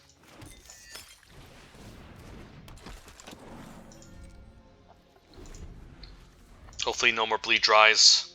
Otherwise this guy got shafted the insane nuts black-red deck. Impulse, alright, none to bleed dry please. Alright, that's okay. Socialite is okay. I can get behind that. He can make into a 5/5, but only once if he decides to stack a blood token. Alright, we can just start stacking blood tokens or use it for card advantage. Probably more interested in using it as card advantage. So let's begin by discarding Mountain, since that's how we're going to win, and I don't think we're going to win by draining the opponent necessarily. And yep, just discard another land.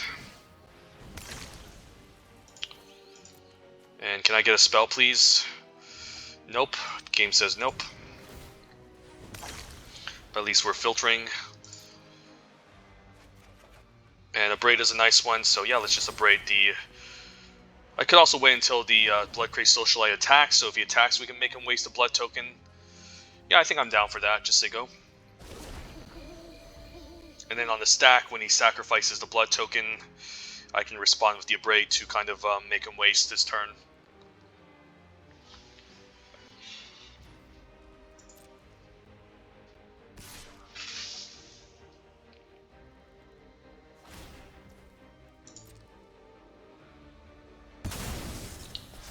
I guess I couldn't respond. That was retarded. Alright, I guess I couldn't have responded. That was really dumb.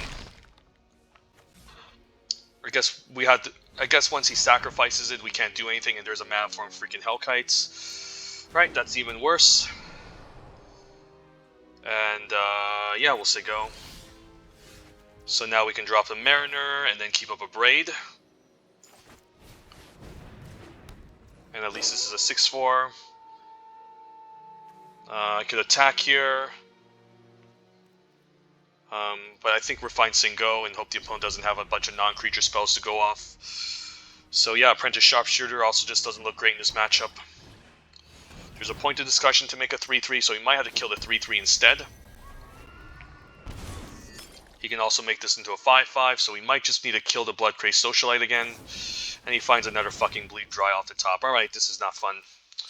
Yeah, very fun interactive opponent, having all the bomb rares and triple bleed dry. It's kind of unfortunate, but...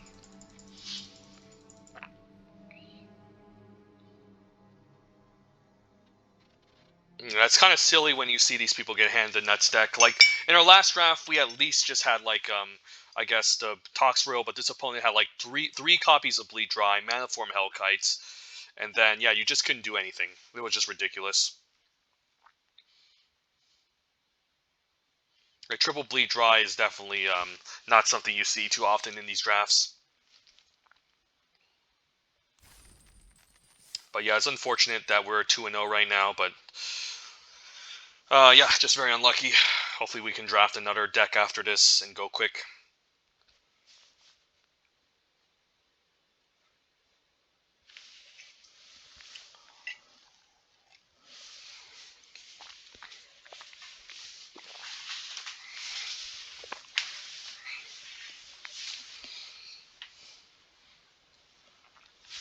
Green just doesn't have any card advantage in this format, so that's another reason why it's, again, one of the weaker colors. Blue has Scatter Thoughts at common, red has Reckless Impulse, black has Pointed Discussion. White also just doesn't have a ton of card advantage, but it has auras it can get back at least, so it's not too shabby.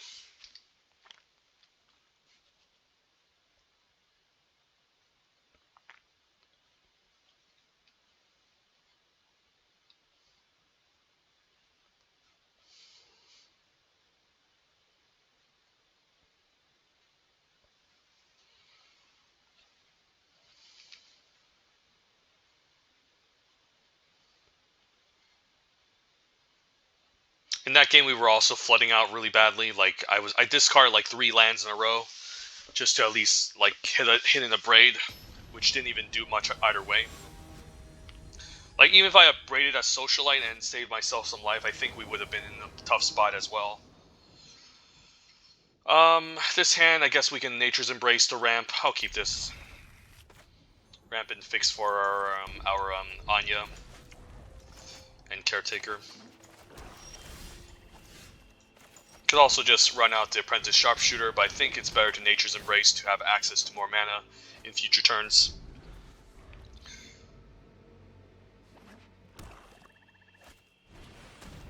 Alright, we can set up a Vampire's Vengeance potentially too. So instead of running out the Apprentice, I think it's important to just get the Nature's Embrace immediately so we can have more mana. And I'm fine taking 2 here. I'm hoping he doesn't sack a Blood to transform Decider.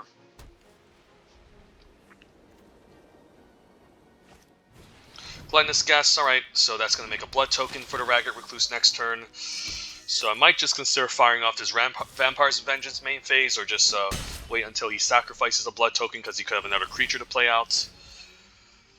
I think I like the former, and then just maybe put a stop on his end step,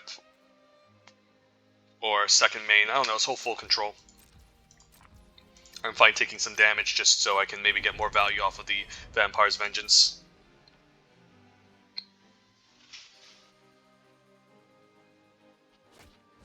Another Ragged Recluse, that's great, so if he's planning to sack the Blood tokens, then I'm fine just using the Vengeance now. So on the stack, we just want a Vampire's Vengeance before he draws any cards or pump shenanigans. And then we can just get a nice blowout here. And then I can also just discard a Hungry Ridgewolf since it doesn't do much in this matchup. Or the Pump Trick. Or the Sharpshooter. Sharpshooter could be decent against the White Flyers. Yeah, let's just discard, I think, the Hungry Ridgewolf. It feels kind of replaceable. It doesn't attack past the 1/4.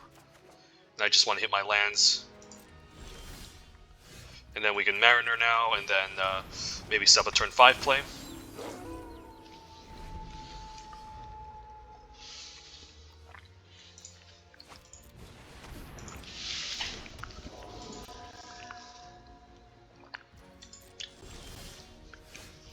I can attack for 4 and cast another one. And he still doesn't have a good double block.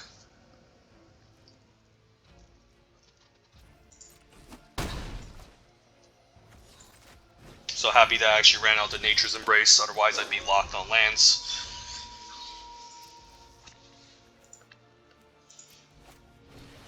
Bloodseeker is pretty good, but if he can gain life, but it doesn't seem like he has any incidental ways to gain life right now, so...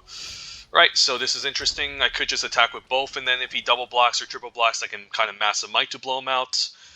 I think I like that over Lacerate Flesh, and if he doesn't block, I can flesh the Restless Bloodseeker or the 2/3, we'll see. And how do I want to order this? So I can do 6 damage, so I probably just want to kill the 2/3 powered creatures first, so this lines up nicely. So yeah, we'll just pump this Mariner and get a good exchange here. And then just run out the Sharpshooter and keep up Blessed Bolt.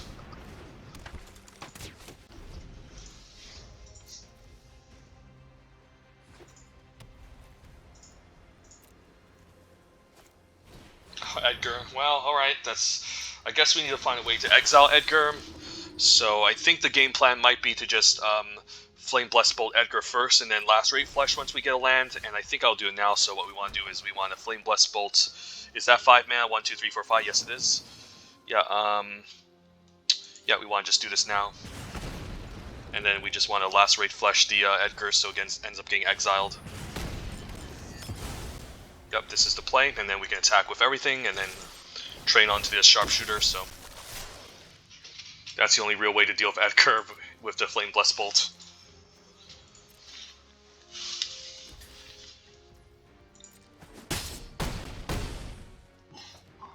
And we can even discard Sporeback Wolf, since it's kind of just irrelevant at this stage in the game.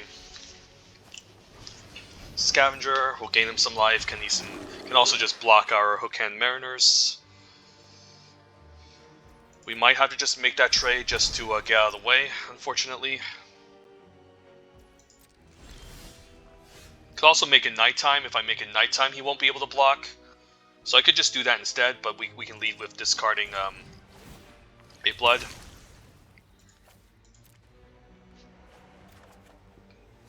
And then we'll just do it again. And then now I guess I can also make a 4/4 unblockable, attack for 4, and then switch at nighttime. So it makes it closer to killing him, and then yeah, Aggro Caretaker could also get in, so yeah, let's just do this. With attacks, attack for 4, and then switch at nighttime so the Scavenger can no longer block it.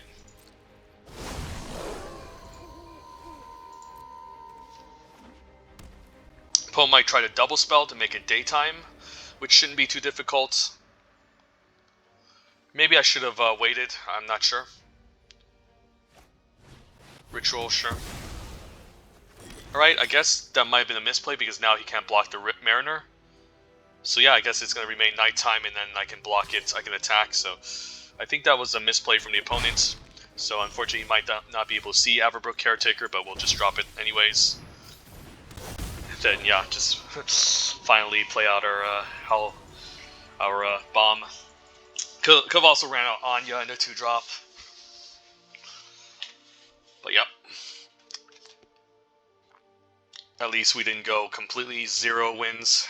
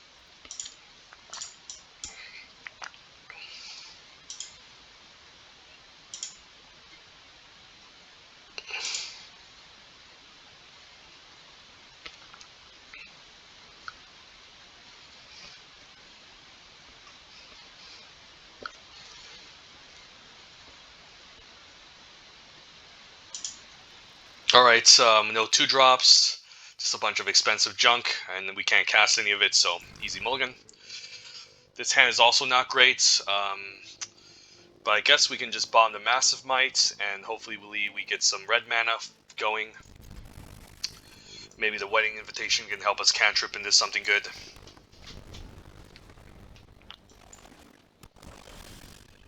Alright, let's get a red source, please. Nature's Embrace isn't the worst, alright.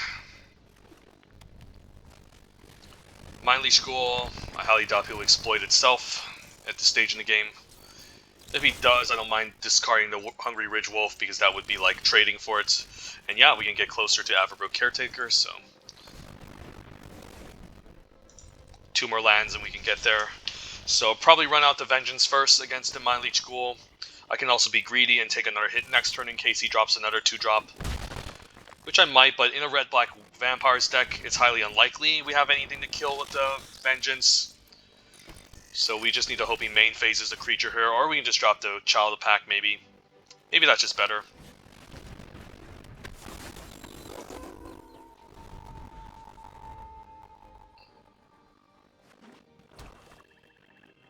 I could also just activate it and then transform this into a 5/5 for the sake of it. Blood Craze a Socialite, alright, so that's a good Abrade target too. Might just Abrade that instead. Alright, Flame Blessed Bolt, so we have almost everything. I could just activate and pass, this becomes a 5/5. I don't have a good double block on a 3/3. So I think the play here is just an easy Abrade. And then we just again want to take it slowly. And just pass a turn. Just need to play defense and then drop the Aggro Caretaker to hopefully win the game. Okay, that's a problem, but we can still maybe step a double block against it. And maybe keep up a Flame Blessed Bow if we get another red source. Alright, there it is, another red source. So now what? Could just run out the Hungry Ridge Wolf, but I'm probably better off just activating it since it's almost like running out the Ridge Wolf, at least this transforms. So you know what, let's activate the Child Pack and just pass the turn. And keep up the Flame Blessed Bolt. And hope the opponent doesn't have some sort of removal spell to deal with it. But we're talking about black-red, so they have a million Bleed Dries, right? That's usually the case. I'm going to double block the 4/4. And if it dies, that's fine. I mean, I gotta get rid of it. If he has a removal spell, then I'll Flame Bless both the Falconraft Celebrants end of turn. A fucking Sure Strike? Are you kidding me? This is like the worst case scenario. Wow. So this is just a complete fucking blowout. Sweet, wonderful. I love Magic the Gathering sometimes. That's so stupid. I guess I can just blow up this statue so he doesn't get access to mana. That was just so stupid. Like, come on, give me a break. Alright, I guess we Vampire's Vengeance and play out Hungry Ridgewolf to set up an Averbrook Caretaker. This is also instant speed, but I do want to just deploy the Hungry Ridgewolf eventually, so this is fine. Play out the Hungry Ridgewolf, and then I'm fine playing out land, since we do need land 6 for the Averbrook. And then take a bit of a beating from the Celebrants.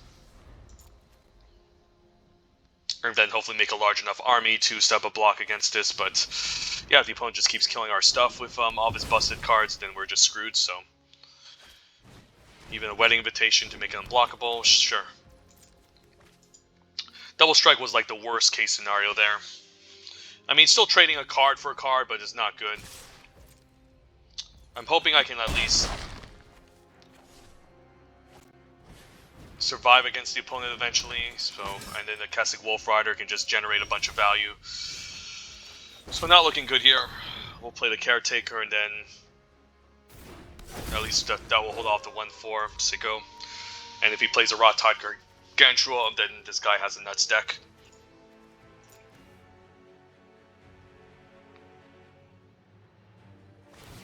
So we'll be taking a hit from the Celebrants over and over. The best case scenario, we can maybe hope to double spell next turn by discarding the land and finding another creature to set up a double block on this. And hopefully he runs out of stuff, but you know, it's black-red, so what am I kidding? You can easily start making 3/2s with the creature as well, since you can start discarding lands. So not looking great here. If we turn nighttime, this could be better maybe. Blood Fountain to also get back his junk, so he can also get back the Blood Crazed Socialite and have another Menacer. So we are in a rough spot, folks.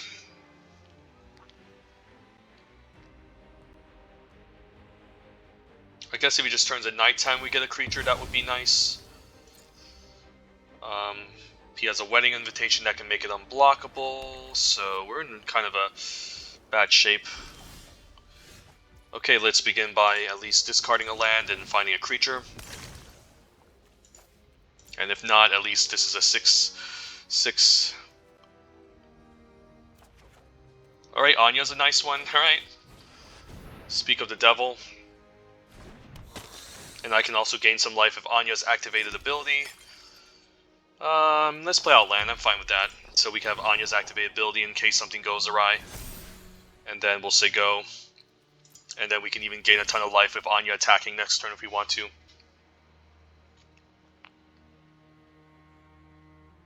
Not sure if I want to, though. I mean, it might just turn nighttime next turn, and we can just make an even larger Anya. But we're guaranteed to take 4, I think, this game, this match, this turn, I mean.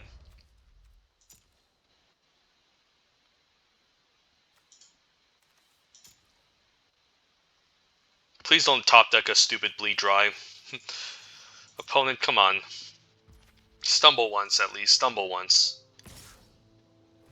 I'll take 4. I don't want to lose the Averbrook Caretaker. And then, yeah, it might be right to sacrifice the blood token and gain some life here. Another Socialite. Alright. So it's still going to be daytime. Yeah, this is rough. I think I have to. And then we might just have to get an attack with the Anya here.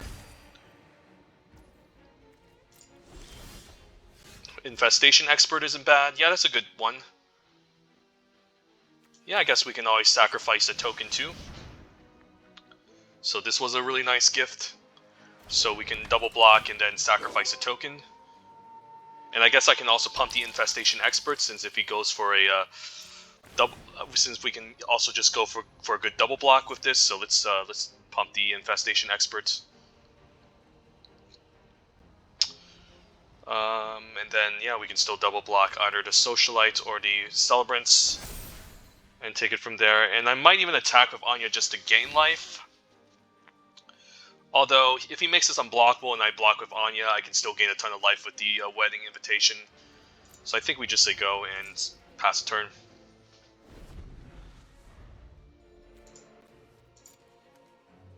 And then we can still double block this. Although he's probably going to make that unblockable, I have to imagine. And then once it's nighttime, we can just pump our whole team and take it from there. So, opponent needs to kill me quickly.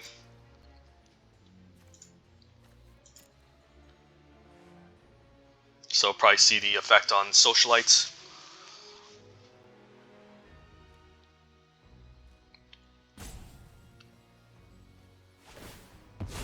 Alright, decides to use on the 4/4 instead, so this is something new. I think I'm blocking Anje and the 1/1 on the Socialite if he attacks. I guess he's attacking with all, right? And yeah, I think I'm going to use Anje here because he gains life or Infestation Expert. So Anje would be safer since I can just gain a ton of life. The worst case scenario is that he has a Sure Strike. So maybe it's better to just block with the Infestation Expert instead. And then next turn we can still make Anje unblockable and gain a ton of life. But the Infestation Expert can attack and make a 1/1 token. I'm still going to go for this block. And then before damage we can activate Anje and hope we survive.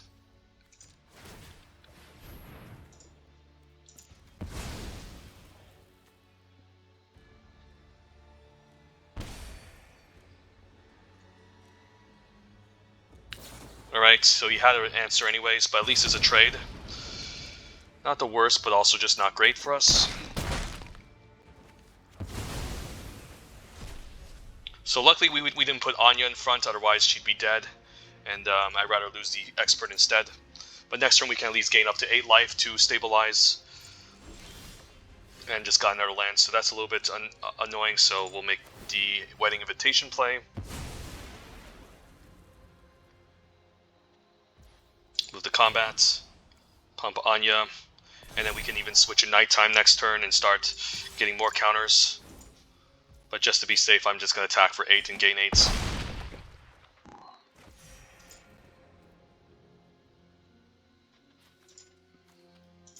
He's going to get back his creatures here, more Menacers. Yep, this is a little bit annoying, but it is what it is.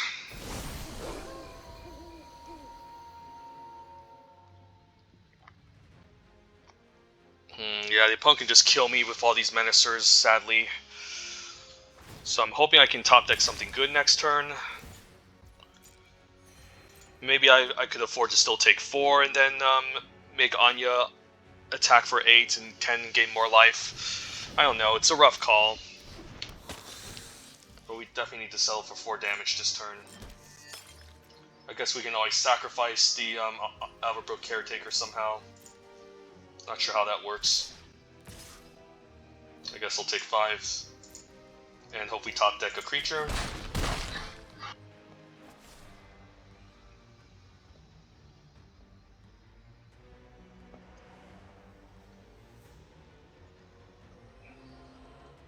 Just a creature please, or removal spell. A Braid would be fine here. Are you fucking kidding me? Alright, I guess at least we survive. This is fucking bad. Oh, I hate this game sometimes. Alright. At least we can double block the 5/5 and take 4, and then maybe lose the game. Who knows? It's so stupid sometimes. Come on, like you have to give the black-red deck infinite card draw, all the best creatures, and all this other junk, all the best removal. And I guess we're taking 5 either Keswick Wolf Rider can attack. So stupid. We lost this game. It's not even a question. Could attack with all. Alright. There's a Sporeback Wolf. I guess now we can pump the Wolf. And even sacrifice it, so... Yep.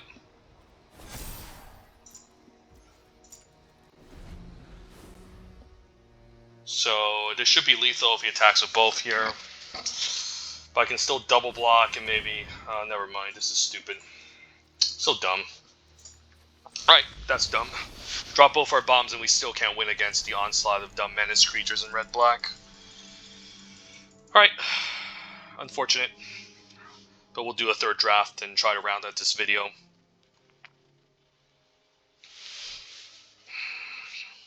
It's a waste of time just trying to play against that.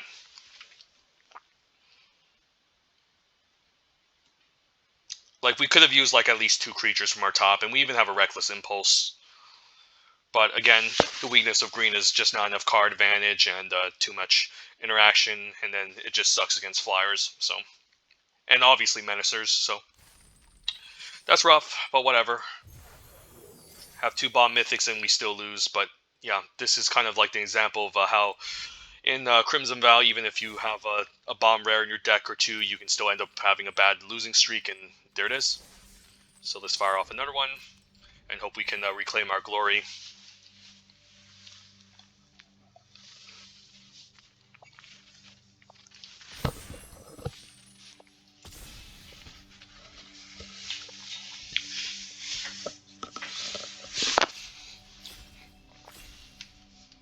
I felt like maybe the first, the previous draft, we were just getting cut off from a lot of the good red cards.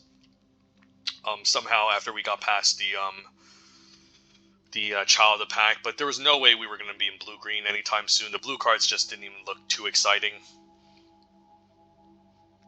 And red-green is probably the best green deck in the format anyways, so...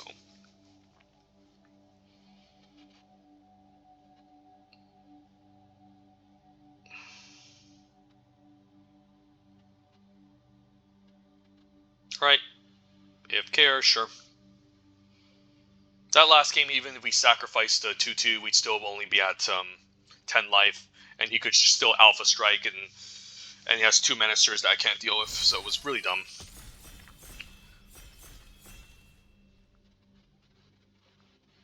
And the opponent almost just had an answer for almost every single creature, so... Anyways, let's see if we open up a bomb rare and draft a disgusting black-red deck. No, this is one of the worst things you can open. We still have a decent common here with the imprisonments, which I've been kind of down on since if you're facing against a blue-black exploit deck, this isn't great. Also doesn't lock down abilities, and it takes like 8 mana total to like exile something, so believe it or not, I actually prefer maybe Lantern Bearer. It looks as harmless. It looks a little bit more harmless than a card like Imprisonment, but I think Lantern Bearer is actually the correct pick over Imprisonment at this point. We'll take it here. There's also some other okay stuff. Infantry, Spore Crawler, Celebrants, Ska, but I'm fine with the Imprisonments here. Valor Stance, alright, maybe this time we're drafting white, so this is a good card. If we end up blue-green, blue-white, we can hope this wheels. Heaven forbid we draft a white-green training deck with Cloak Cadet, but Valor Stance, nice flexible card. Imprisonment again. I don't really care about any of these creatures. The Resistance Squad is as best in a white-green deck since you have the highest amount of humans. But we'll just settle for another Imprisonment. Draft white-blue or white-black, which are my preferences for this for white in this format.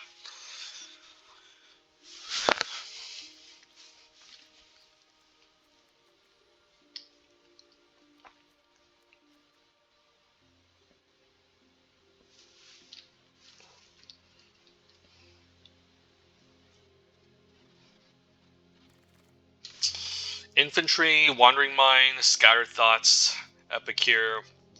Probably just take the infantry to ensure we have a 2-drop in our white deck, and this is probably the best 2-drop in white.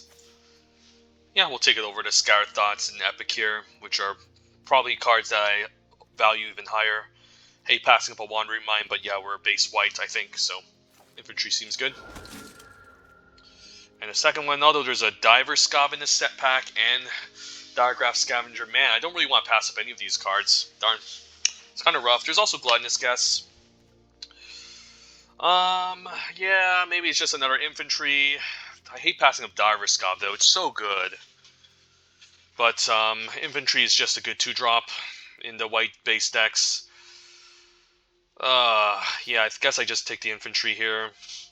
Scob is also just really cool in the blue-white deck, but I think we just stay monocolor still because there's a chance we end up white-black since there's still Scavenger and Gluttonous Guess as a sign. But gonna keep an eye out on this. And now Epicure is the best card. There's some other okay blue cards here. Lancer, Cradle. Guess I take Epicure and hope we don't end up drafting white-red. It's not a very exciting card in white-red either way. Like, there's no real exploit synergy. It's just an aggressive, like, 1-drop that can make a blood token and maybe discard a Disturb Aura. But I'll take it anyways. Don't think I'm missing out on much. And there's another white card with Griff Rider. Syncopate. I guess we take Griff Rider. It's okay.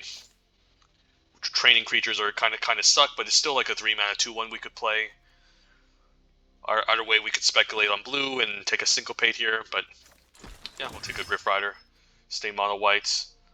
And nothing else exciting this pack. Another Epicure we could take. Guest is okay. Just take another Epicure.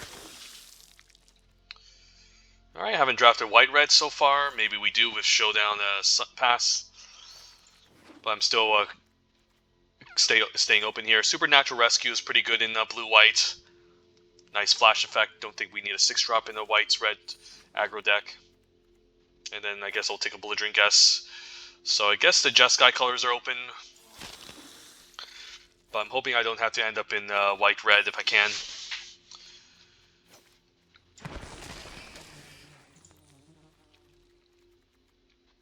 It's not like a bad deck, but it just doesn't have any synergy. It's just a bunch of random dorks that are looking to attack and kill the opponent ASAP. But as I've stated so far, there's so much just life gain in this format that it's kind of hard to play the aggressive game plan. So we might have missed out on, I don't know, Diver Scob, which would have been kind of great, but just to stay open, I had to take this infantry, I think. Alright, Maniform Hellkite is busted. There's a Grasp, Ballista Watcher, another Imprisonment. Yeah, maybe this is a time to draft white-red since I haven't showcased any of it yet. Definitely the pick over Watcher, and it's just too good. Even in a deck full of creatures, it's just powerful. So, white-red it is maybe. And take an Abrade here. Abrade is good. There's also Ancestor, another Imprisonment.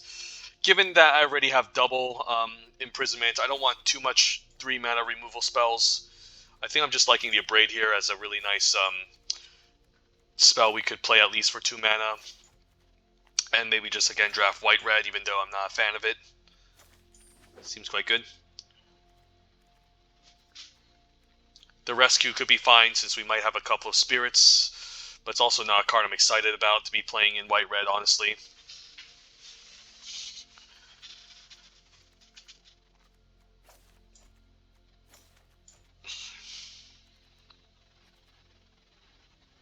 Maybe we can pick up the 4-drop Vampire that pumps the team.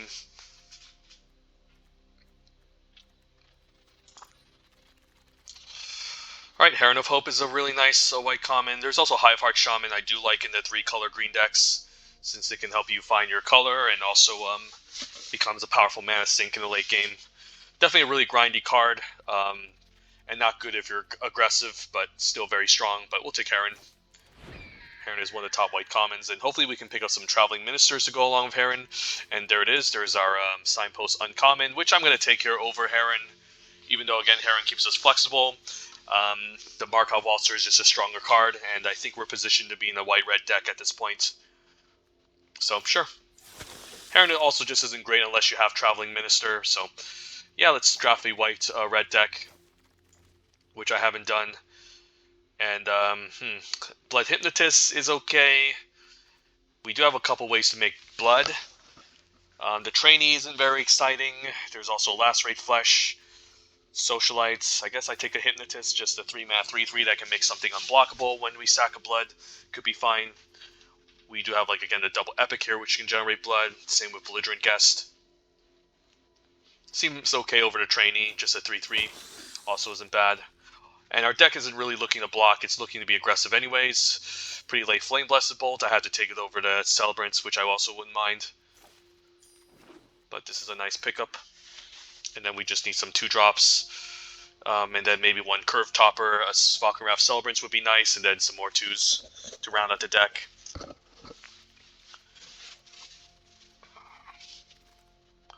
Alright, Traveling Minister, the best white common. Also wouldn't mind another infantry. But now the Heron of Hope is going to get better, and we can help our creature scale. It's not often that I end up drafting red-white, because I think that's the red deck I want to avoid the most. But, yeah, it's, this is the situation where we must, kind of. Yeah, Celebrant seems great. I don't think I need a second Hypnotist, and I might even take Wedding Invitation over these two, but the Celebrants is definitely going to make the cut here. Just really powerful. The Menace is great. How many Vampires do we have? A decent amount, right? Yeah, we have 6 Vampires. I think the Markov Retribution is going to be quite nice in this deck, actually. Can help us pump the team and then also kill something. And yeah, another Belligerent Guest seems good. I guess now I can even cut the Griff Rider if we end up with enough playables. Don't know if we'll play Keswick Flame Breather, but yeah, we might. I don't know. Red-green is kind of like the worst place for the Keswick Flame Breather, since it's focused on creature combat and not necessarily non-creature spells, but could see myself playing it if I'm lacking 2s. So, alright, this pack deck is pretty cool. As we open up, nothing exciting. There's Arm the Cathars, which is kind of like a red-white gold card, but even then, it's not very good. There's a Cigar to summon for white-green, but white-green is something you avoid, and we don't care. We don't have any 1/1 counters. One Reckless Impulse is not the worst, especially in a deck that needs a bit of card advantage going, so we'll try it out maybe. And if we're going to be aggressive, okay, Distracting Geist is a nice home for a deck like this. Yeah, I usually don't care about this card, but if we're going to be doing red-whites, it's pretty nice, so we'll take it here. So yeah, we can even go 16 lands if we want to, since we have multiple 1-drops. So this is a pretty cool deck, I have to imagine. Could consider cutting the Griff Rider, potentially, but it is a flyer. Like, this could be cuttable. And, ooh, alright, we can use a Fleeting Spirit as a good 2-drop. And, yeah, it's fine exiling things in the red-white deck, since there's not too much disturb going on. So, yeah, seems pretty good. Maybe we don't need Keswick Flame Breather. Okay, Twin Blade Geist is nice. Also wouldn't mind Sure Strike in this deck. But alright, I guess we're kind of just do it here. And just go red-white aggro. None of these cards are necessarily aggressive enough for me. Yeah, we'll take an Ancestral Anger. These cards seem pretty bad for a deck. Don't think I need triple Belligerent Guest. This deck could actually use a Perish Blade Trainee. Is it just worse than a Keswick Flame Breather, though? That's my question. I mean, I could just throw this in just as a random 2-drop that can gain a counter. I highly doubt we need any more fixing or a second Keswick Flame Breather. So I'll put in the sideboard. The Epic Heroes are nice with the Hypnotist, but that's about it. It's also just an understatic creature, I feel like. But I might just run the Perish Blade Trainee and even the Griff Rider and go 16 lands if we're aggressive enough. We also have a decent amount of spirits to leverage, I guess, the Supernatural Rescue, which I don't mind. Dawnheart Geist is not necessarily aggressive. I guess Nurturing Presence could be okay, but it's better in a blue-white deck with the Lantern Bearers and Flyers. Still going to take it here, but I highly doubt we'll end up playing it. So we're just trying to be aggressive and kill the opponent straight up. Impulse is kind of a card draw spell. It's a good card, but we might not need it still if we're going to just be making blood and attacking with creatures all day.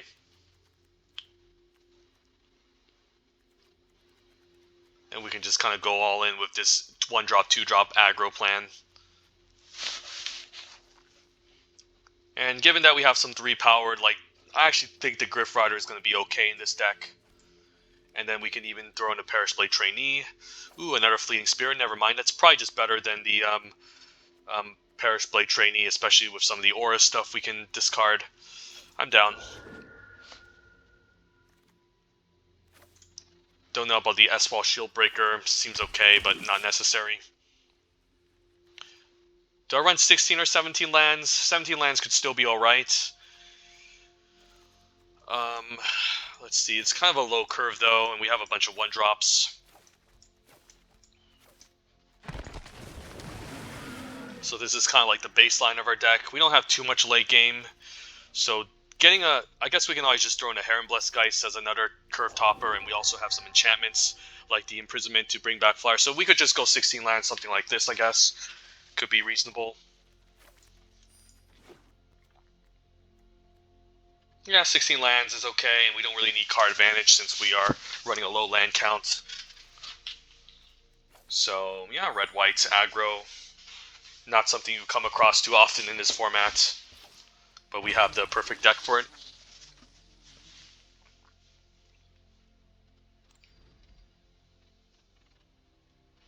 So, yeah, the reason why, again, I don't like red-white is aggro isn't too great in this format, given that there's so much life gain. And then there's just no inherent synergy, honestly. It doesn't care about any tribes, specific tribes. It doesn't really care about training or not.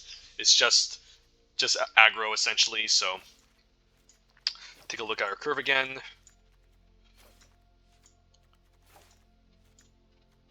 Yeah, I think it's okay. I don't think I need to go 17 since our curve is not very high. And I could, like, the only card I can maybe consider cutting if I'm to go 17 is probably a Voldaren Epicure. But at the same time, our curve is very high. How many blood tokens do we have? We can make a decent amount of blood tokens too, so I could still go 17 lands if I want. I'm not sure if it makes a huge difference, to be honest. Anything in the sideboard I can consider. I don't care about these two. This is too expensive. This could be okay, but I don't think it's necessary. Like, Reckless Impulse is like the only card I can imagine playing. But again, I don't really care about that much. Yeah, I could just go cut an Epic here and go 17 lands just to be safe. It does deal 1 damage and helps me cycle, and so turn 1 play I can make. But it's kind of underwhelming for what it does regardless. And we don't really have an exploit deck going on, so could see myself ditching the Voldaren Epicure and just run 17 lands. Yeah, seems about right. And then the mana base, slightly favoring whites, but it seems like we're kind of even split anyways, so let's run this out, see how it goes.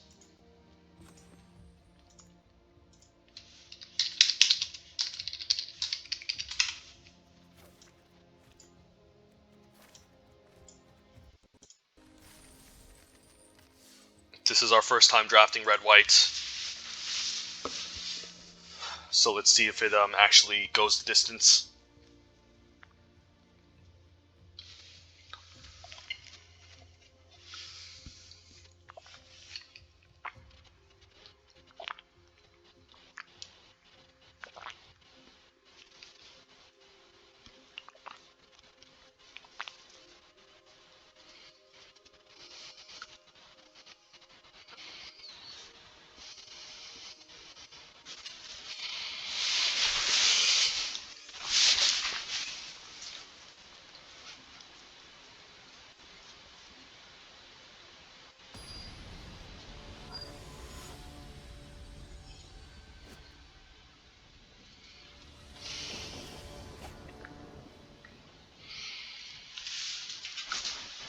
Turn 1, do we have Minister? No, we have some fine 2s. I think I'm keeping.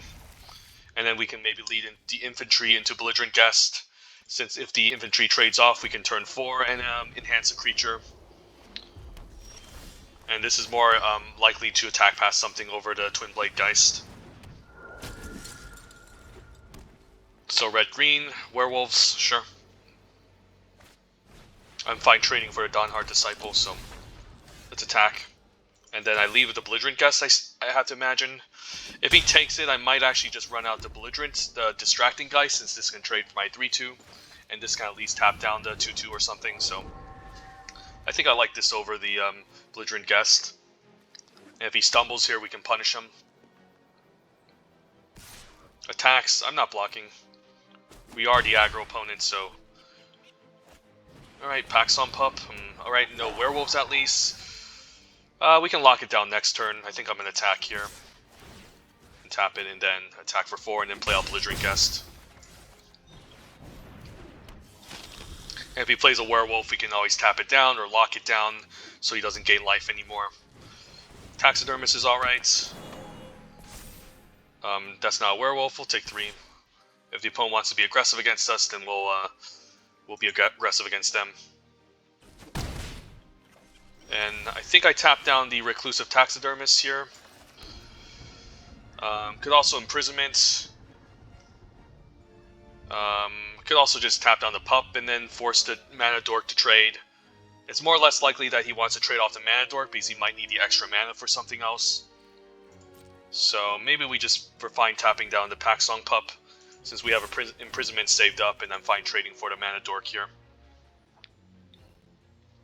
So probably going to put this in front of the Distracting Geist, and this way we will prevent him from having too much. Could see a Pump Spell. All right, Pump Spell. All right, none. All right, I guess he wants to trade for the Belligerent Guest of a Pump Spell. That's fine. Sure Strike. Okay. We still get a Crash for 4, and then we can still play double 2-drop next turn.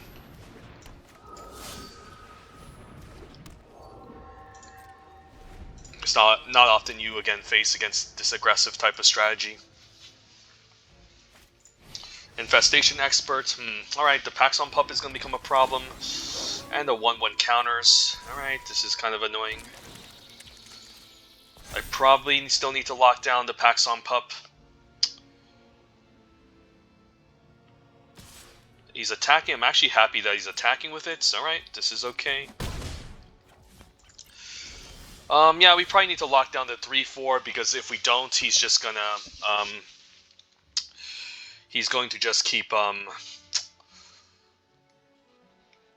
making tokens all day whenever he attacks. But I guess that's okay. But either way, like, I mean, the Paxson Pup is just gonna gain him life too. So maybe we just kind of need to go for the whole YOLO strategy and just have him be fine with this attacking. Although, yeah, that's also not good. You know what? Let's just run out the Imprisonment here on the 3/4 attack, and then I guess we want to tap down the token, and then maybe force a Paxson Pup to trade for something here. I think I'm fine with this trade. I can't give it first strike since we don't have enough in the graveyard. Yeah, let's just go for it. The Pup is a problem later.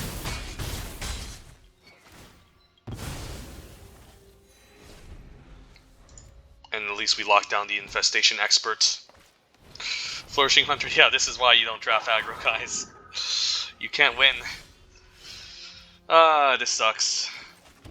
I guess I attack, tap down the Flourishing Hunter, and just try to cheese him out. So rip Distracting Geist and rip Twin Blade Geist. But we can still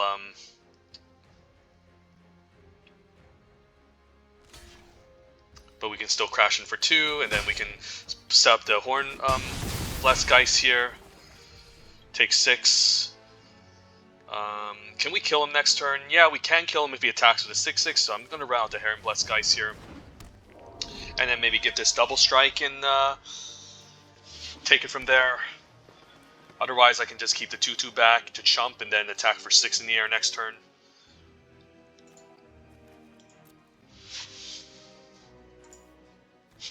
Yeah, red-white aggro. I mean, either way, I think this deck is pretty fun. Alright, so he can draw a card next turn. We'll take 6, and then maybe give this double strike and try to set up lethal. So yeah, well, I think the game plan here is to double strike the Geist, attack for 6, and then hopefully survive the next attack. So we're attacking for 6 here. And then we can still chump block 2 creatures, so we should be okay here.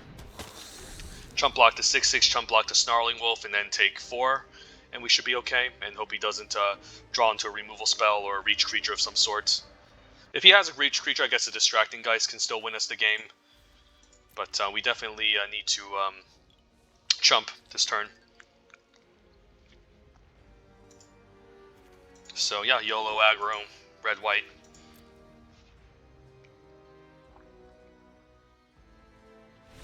Wow, we got it there. Wow, Jesus, it's not often that you get away with something like this, but all right. I'd be happy with a 4 or 5 win red white deck at this point in the set. And yeah, with 17 lands, it was still okay.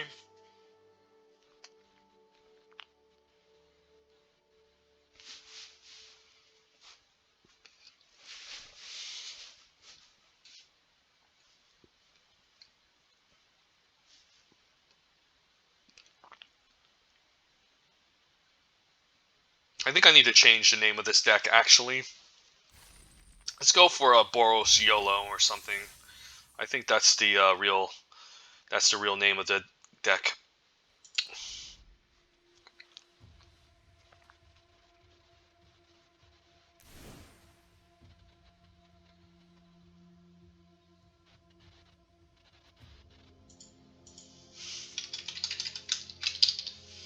You only live once.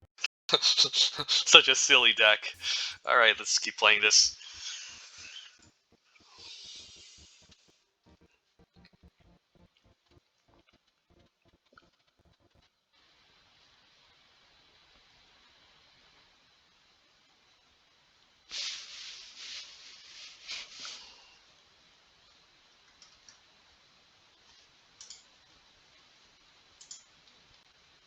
Alright, so 1 drop, 2 drop, and yeah, we can always just play this on turn 2, so it doesn't come in tapped, so.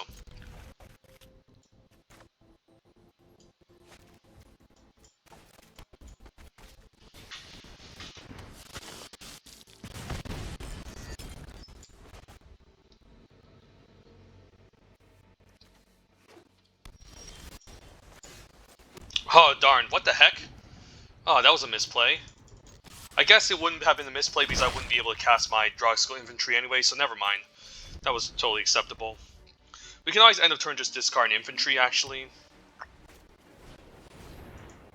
Yeah, we could just do that. Not sure if I want to discard Distracting Geist. Yeah, let's just get this Infantry out of the way so we can eventually just make it into an Aura. Griff Rider is also interesting, too. Let's run out Griff Rider, actually. And then we can even enhance the Griff Rider or the 1/1 and start enhancing the Griff Rider once we get our 3rd, 4th land drop. And then we can even have access to Retribution to deal with some sort of 2 toughness creature. Like a Dream Shackle Geist. Alright, I gotta take this out with the Retribution, I have to imagine. Alright, that's fine. And we'll probably kill this next turn. And crash in for a decent amount of damage. I could also Infantry an attack, but then he might just trade. I gotta kill this now, I have to imagine. Yeah, let's just do it now.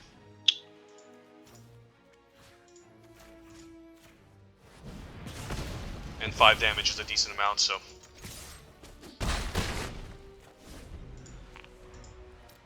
Hope the opponent doesn't have any bounce tricks. So if he has any bounce, I might be disincentivized to Infantry on the 1/1. I mean, he could have a number of stuff, so I might just need to run out some creatures instead. Ancestor is kind of annoying. Might want to imprison that instead, actually. Alright, that's interesting. I could just abrade it instead, though. But imprisonment is probably a better long-term solution.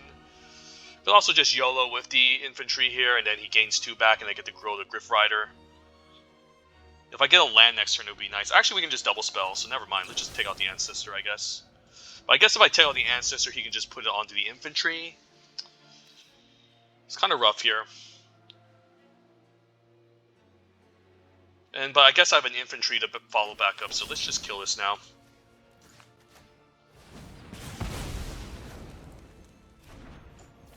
And then find trading infantries for infantry. We can attack for 3. And save this imprisonment for something larger.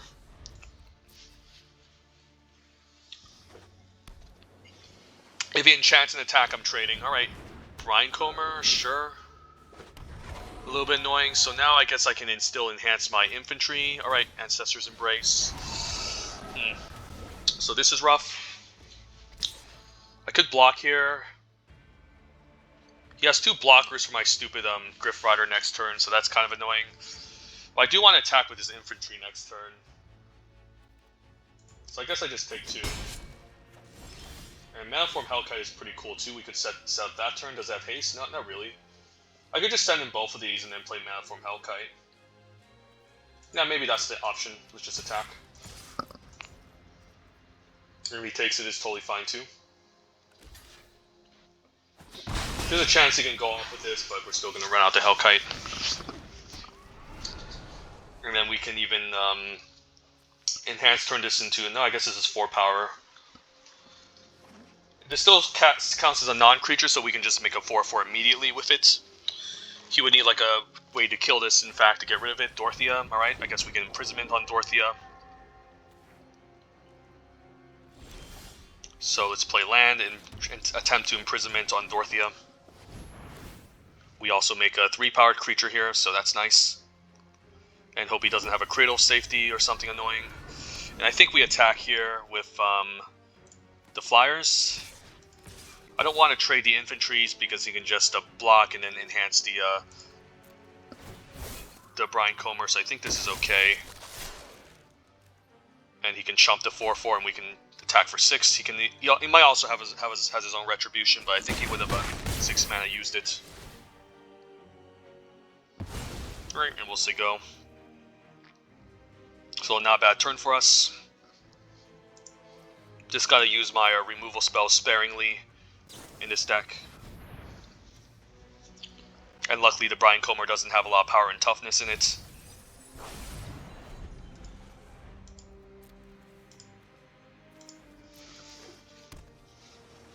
But the opponent's deck also just looks very strong. Dream Shackle Geist, Comer, Dorothea. You can't exile it, so I can still infantry. Alright, so what can I do here? I guess he's still dead because if I infantry, I make a 4/4. So yeah, I guess he's just dead. So we just want to infantry on the Griff Rider, I guess. We still make a 4/4, and then he's forced to chump, and he doesn't have enough flyers. So yeah, good games. It's not often you see a red-white deck go off and win, but this is an example.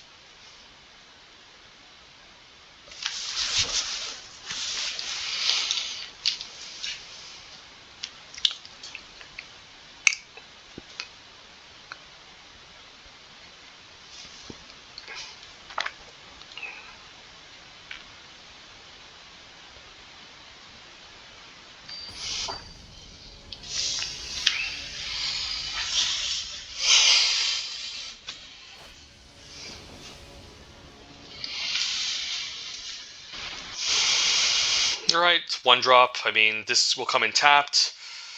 So, yeah, I think it's still keepable. But we might as well run out tap since we don't even... Unless we get mountain here. No mountain, so, yep, just run it out. Fleeting Spirit or Infantry. Probably lead with Infantry since I'm more inclined to trade this off. This can deal more damage, I suppose. I could take the risk here, but I do want to trade off Infantry first, so I'm going to run out the Infantry. Maybe opponent's planning to discard and reanimate. I mean, get something back with the Blood Fountain eventually, so you can always discard any creature. And yeah, Dorothea, alright. Alright, we're facing against her again, but we have maybe a Retribution to answer something early. But yeah, Spirit is a problem, especially with the whole Dorothea thing on it. Unfortunately, no vampires that can take it out, so I think we just need to kind of be aggressive and I guess we're taking 6 per turn. Yeah, not necessarily the best. But maybe Heron can step a block on the 2-3. Or at least we can Imprisonment on the Wanderlight Spirit eventually. So we'll be taking 6 per turn. But maybe Heron can block the 2-3 and we can gain life on the way back as well. But best top deck it will be the Imprisonment here, we'll just see.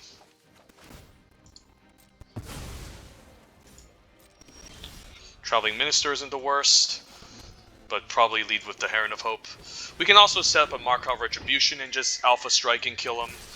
We might be able to kill him next turn if we do so, so let's see.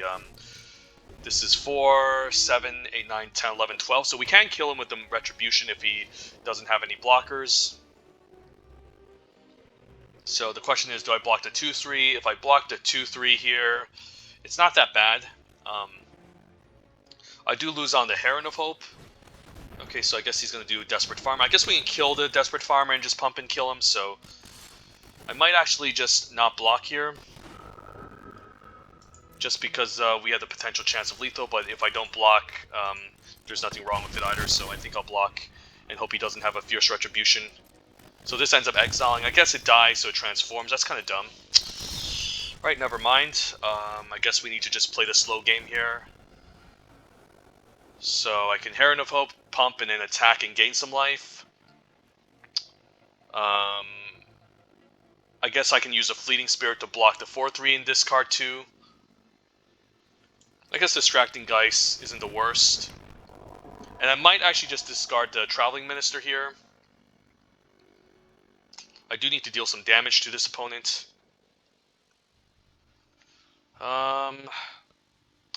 Yeah, maybe we just activate the Heron and attack.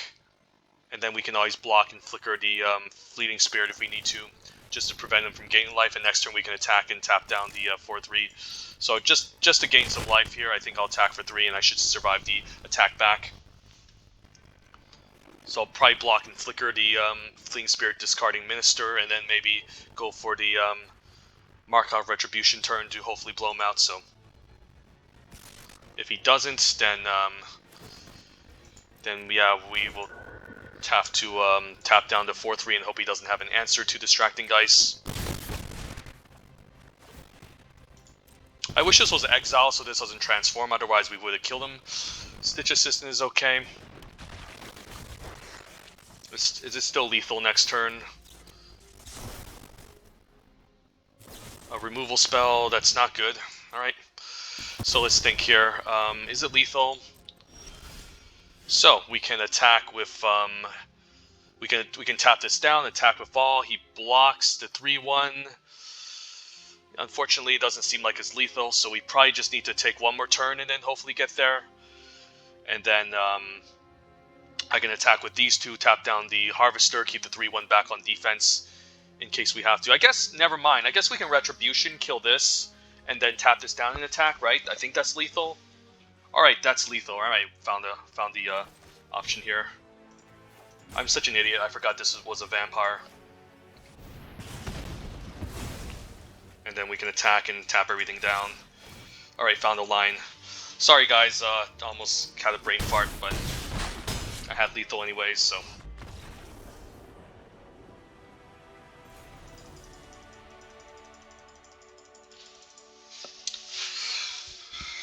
What was I thinking?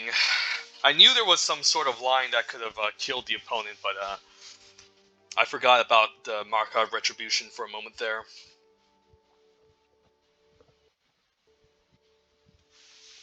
So definitely a strong card in this deck.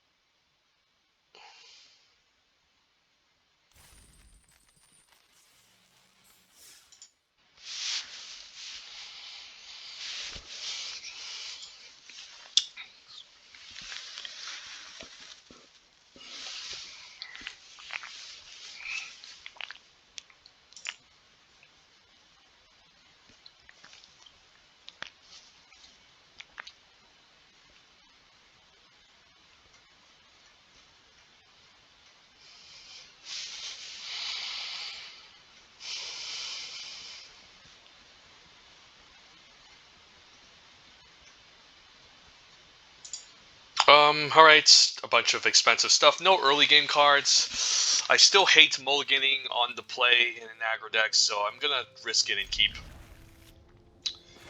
And yeah, make sure we can play this on turn 3 so I can just lead with the mountain instead. I mean, we can still get there, even with a slower start.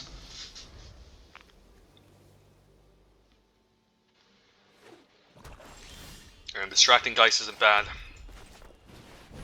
And then we can even lead with the Markov Waltzer since that's haste, and we can get in a nice chunk of damage next turn.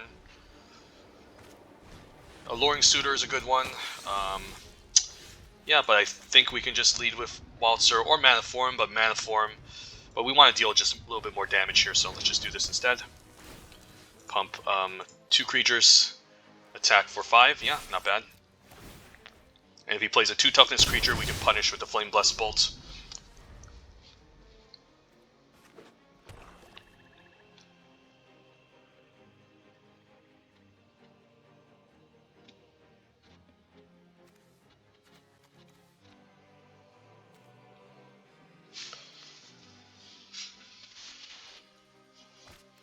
Edgar, wow, Edgar, alright. Well, this is going to be a little bit rough to race, but at least the opponent is staying back. I guess I can attack and then tap the 3/4, and then if he blocks with Edgar, I can exile it with the Flame Blessed Bolt. Yeah, I think that's the line we have to go for, otherwise we're going to have trouble beating this. Yeah, and we can still follow up with Mana Form Hellkite, and I don't need to main phase Mana Form since we're playing to attack anyway, so I think we go for this line, because Edgar needs to be dealt with. And then I'm hoping he blocks here, and then let's just exile this punk before it becomes a problem, and then we can still play Mana Form Hellkites. Jesus, yeah, there's no way I can allow that to happen.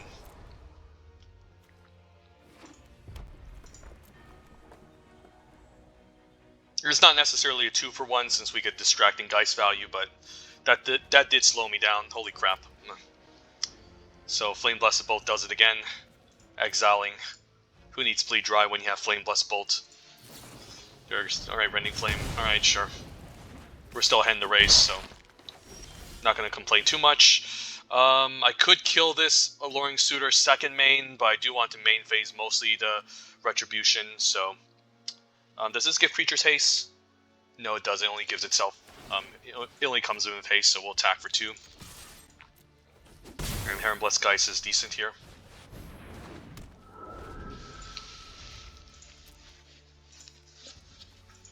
And if he plays more flyers, we can tap them down with a Distracting Geist. So we might have to second main this just to deal with Alluring Suitor if it gets bad. I guess we can always just tap down the Waltzer. I guess he'll attack with both and transform. Do I want to trade the Heron Blessed Geist for the Waltzer? He'll have to use his mana. Interesting. Do we think we can outrace the opponent? I mean, we'll be taking a lot of damage here. Maybe we just make it happen. Yeah, let's make it happen.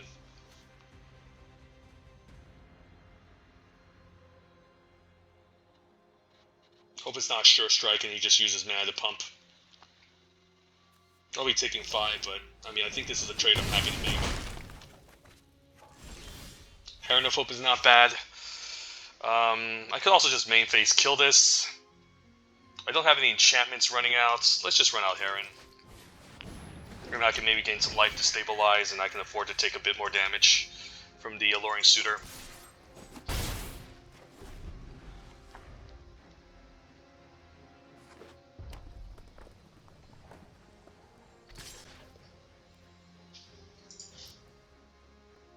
If he pumps twice, I guess he has, or pumps once, he might have something to follow up. I decided to trade for the Markov Waltzer because it was going to use up his mana.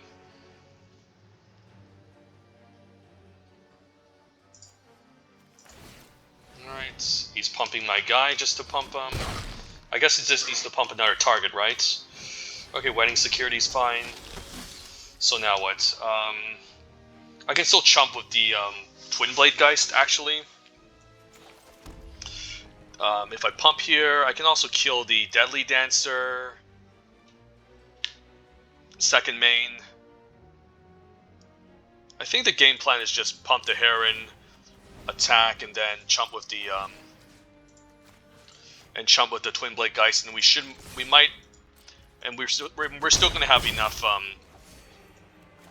I mean, I could also Retribution to be safe here, but I'm going to save that as a surprise next turn to maybe hopefully close out the game. So hopefully he doesn't have removal into pump spell, and the pump spell kill me out of nowhere. But I'm looking forward to chumping this 4/4.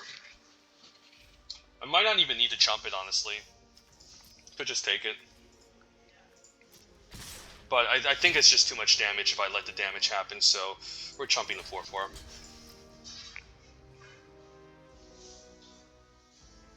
And this also doesn't trample over with the wedding security, so I'm fine. It only gives it +1/+0 and pumps the Deadly Dancer, so it's okay. So he needs to find a removal spell to deal with one of my creatures, but then I can double strike on one of them.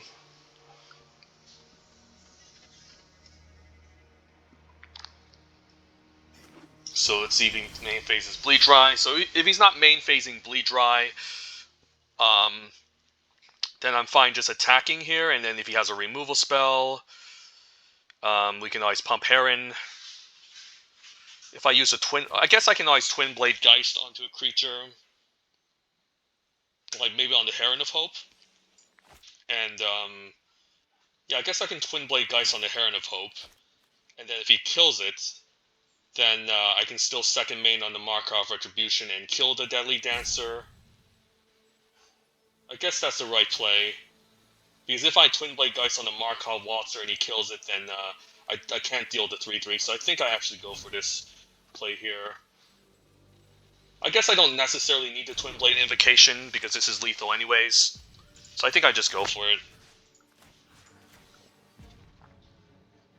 And then he's probably going to take out Heron, I have to imagine, since that's the biggest threat.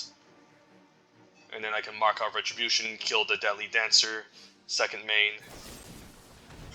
Alright, that's annoying. So, do I attack here? I think I do. And then we can still Retribution.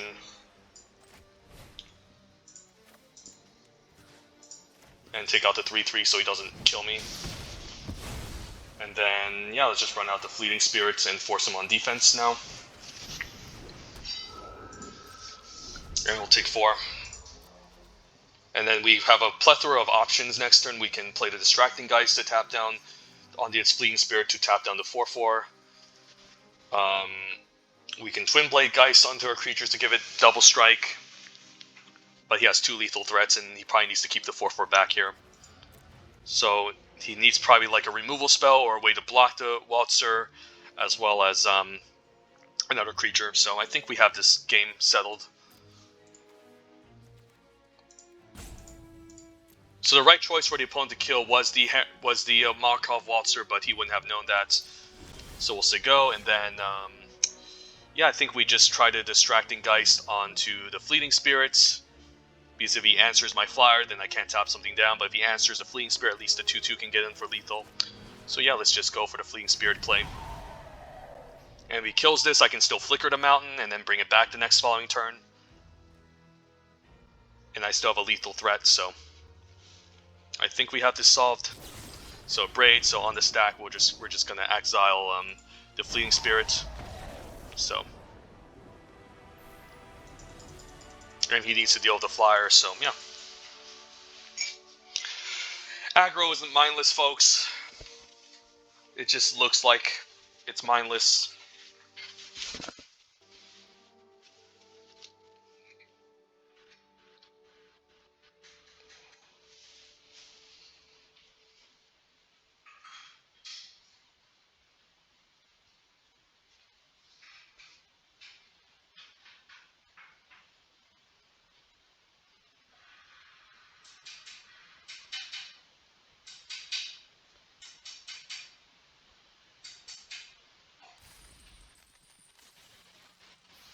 Alright, 4-0. Let's keep this up.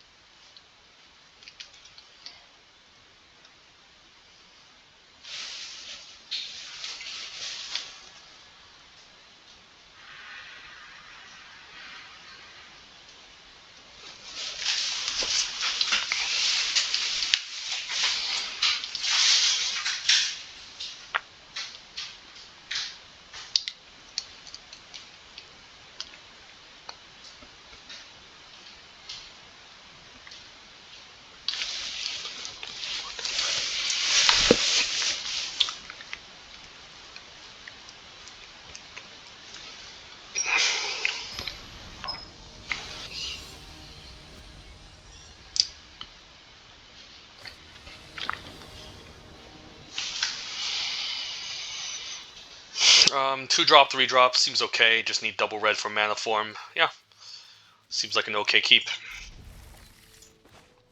Play red to represent a Flame Blessed Bolt.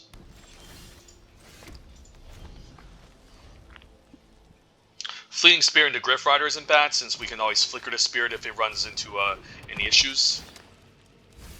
And then we can still grow the Griff Rider as well. So I'm down to just run it out, and then next turn we can run out the Griff Rider or the Distracting Geist, depending on what the opponent plays. And since this is an aura, I might be fine just discarding it, honestly, to the Fleeting Spirit. And then it can also trigger non-creature spells with the mana form. He could also just sacrifice here and bring back something, Archghoul maybe, but decides not to, so I'm hoping the opponent doesn't go off here. Griff Rider seems better, I think, in this board state. And then we'll pass a turn. Next turn we can attack and then discard our aura, and then take it from there. Or we can just run out Markov Waltzer and do that instead. Although the Markov Waltzer pumping the Griff Rider isn't necessarily great because I want to train onto it. So we'll pass. Could see a bounce spell maybe, so this is kind of awkward. Yeah, keeping up all his mana is kind of questionable. I still think the right choice here is to attack. Maybe I can discard the Epic here and run out the Distracting Geist. Could see a Chill of the Grave here too.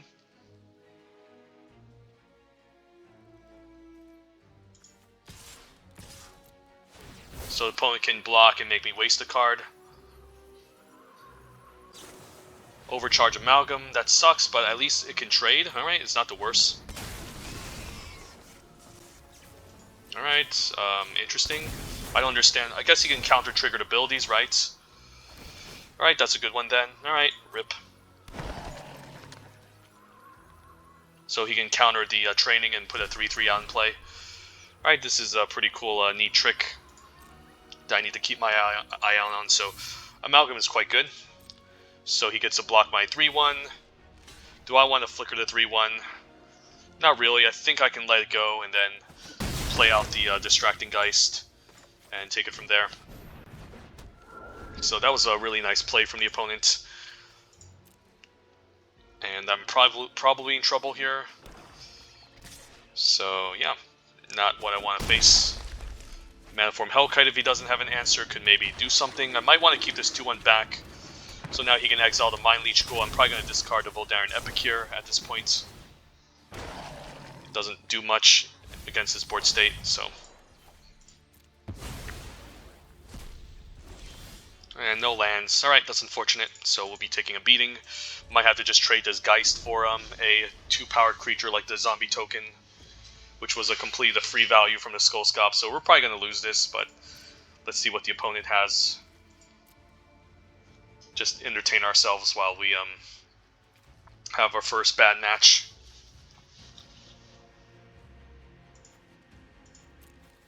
Manaform can maybe help us stabilize if he doesn't have a ton of removal. But in a deck like this, he probably has a lot of good 5-mana plays, like the skull, like the 5-mana whatchamacallit, the Diver Scob, and the 5-mana exploit target opponent sacrifices a creature. Yeah, I'll trade for the token. Not what I want to do, but I can't take a beating forever. And we're so far behind now, it's not even funny. So yeah, let's play out the Hellkite if we get red. If not, we'll probably run out nothing, I guess. Never mind, we just lose. Good games. Not really a good game, but whatever. Can't win them all. So our first loss, Boros Yolo has fallen, but not quite yet.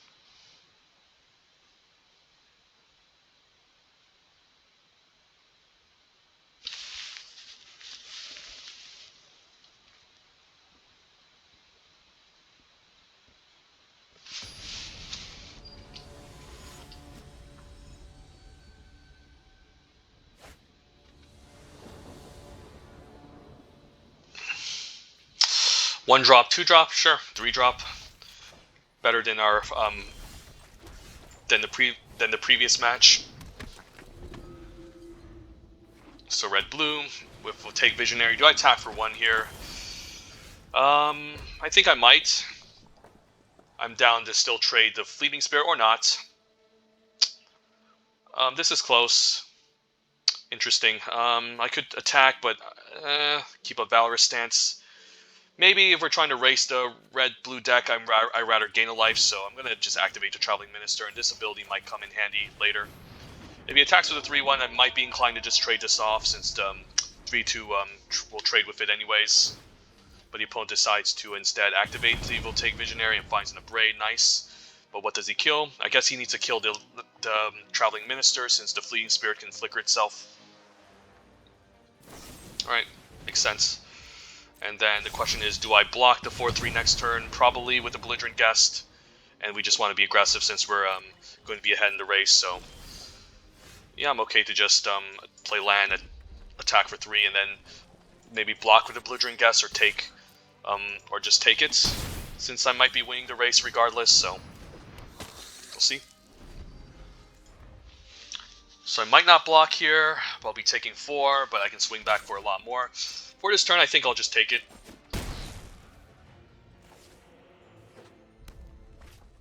I can Valorous Stance that. Alright, seems fine.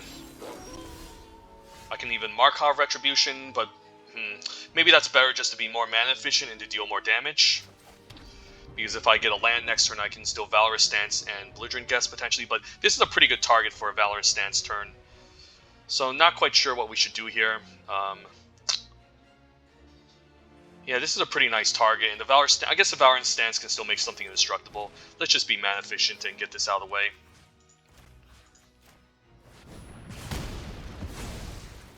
And then, do I have first strike? No, let's just attack. And just try to out aggro this opponent. We can even make a blood token and discard if we want to later. So take 4. And if he puts another big blocker, we can kill it.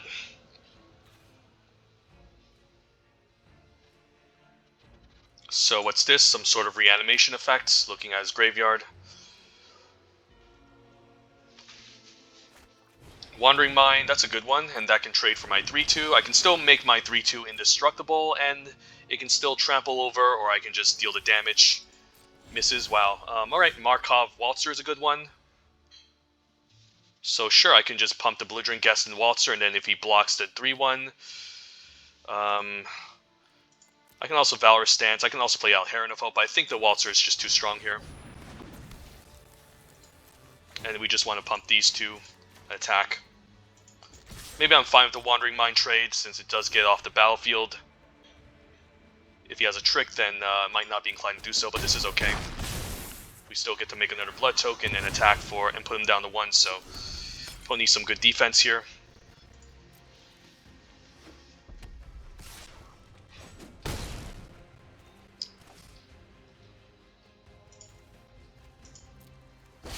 Ooh, Olivia, wow, nice. But guess what?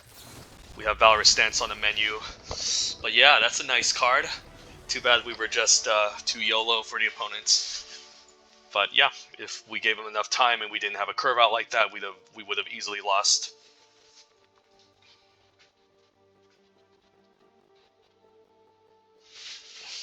So yeah, a lot of good bombs in this format, a lot of good removal, good life gain. You don't always win with the aggro decks, but maybe this can again go to 7.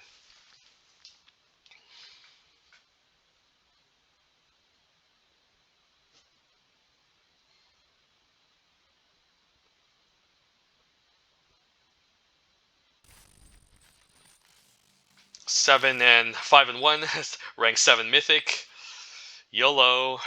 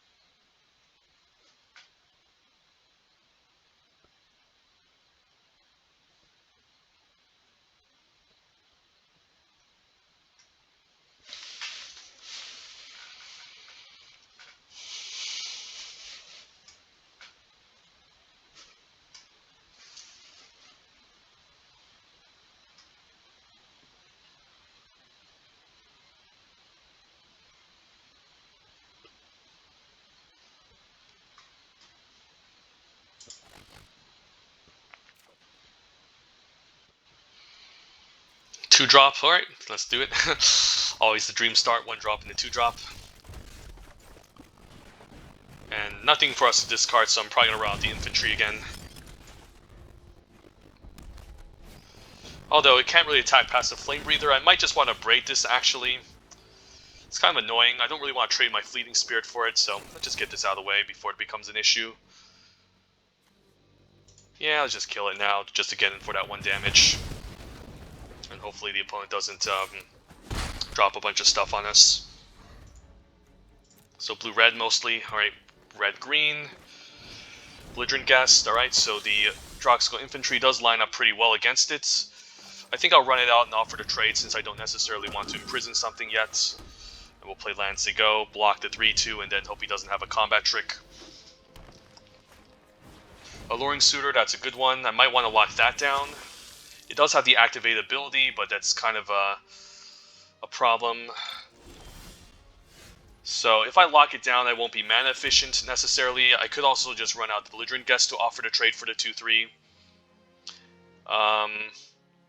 If I lock it down, again, he has the... I mean, this will eventually transform if I lock it down. So either way, I'm not in good shape. I might just run out the Fleeting Spirit and try to block it when he transforms, so in case he has an interaction spell, I can still discard a creature to flicker this out of the way.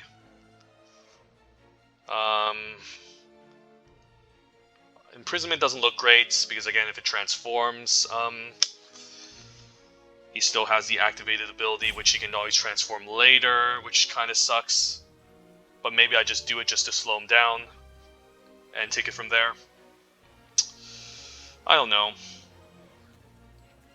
Yeah, this is bad.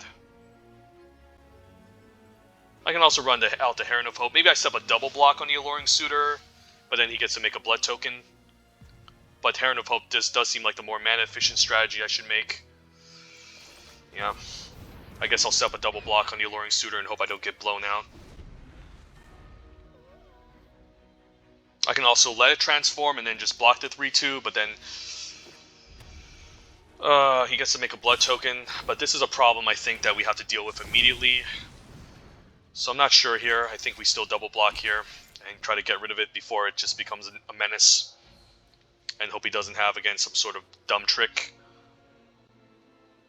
Which he probably has anyways, given that this is red-green and he has all his mana available, so we're probably screwed. And if not, then we got really lucky. Alright, we got really lucky. Jesus. Alright. Land into imprisonment would be nice. Could also risk it and put an aura onto the Heron and stay back. But the opponent didn't have a removal spell, so I think we kind of dodged a bullet there. And a Bloodpel Sovereign I can also get behind. And a Disciple I can also get behind. So we probably need to play defense here for the time being. And if so, we could infantry on the 2/3 and just stay back with it. And hope we don't run into some sort of dumb removal spell. I can imprisonment on this, but it's not very mana efficient, and then the rest of these are just kind of whatever. So I think I'm just going to go for the enchantment here and stay back. And next turn we can maybe afford to attack, who knows. I just don't want to die. And we'll block the 3/2 and hope he doesn't have anything. No Sure Strike, please. Wow, fucking Sure Strike, Jesus. That's like the worst case scenario. I think he top decked that. That's so dumb. So now what? I guess we have the first strike trick with the Fleeting Spirit now. So we can still play out Fleeting Spirit and keep it on defense. Sure, and then I think I'll play out land here. So we can keep up the trick and then don't have anything to play afterwards. Yeah, I think we just say go, keep up the trick. Block the Belligerent Guest, give it first strike and take 4 or 5. Weaver, alright.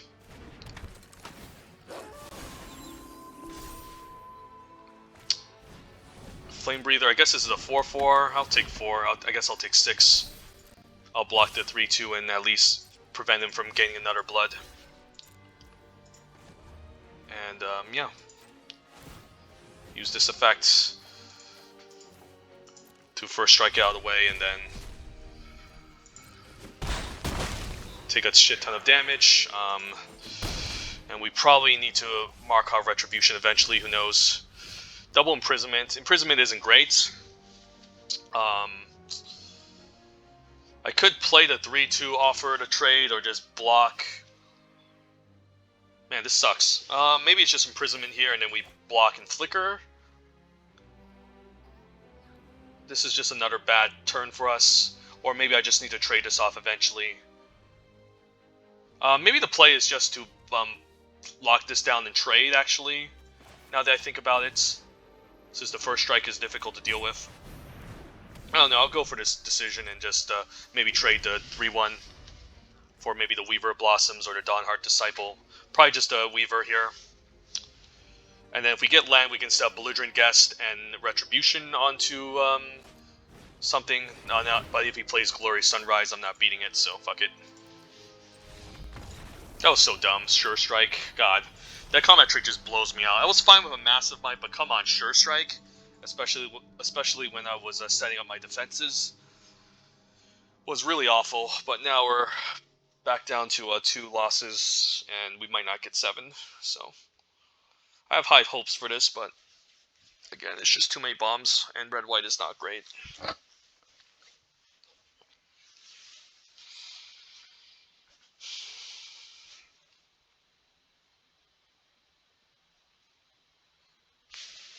I'm not beating Glorious Sunrise, never, in 1,000 years, and 1,000 years, and he can just give everyone +1/+1 trample.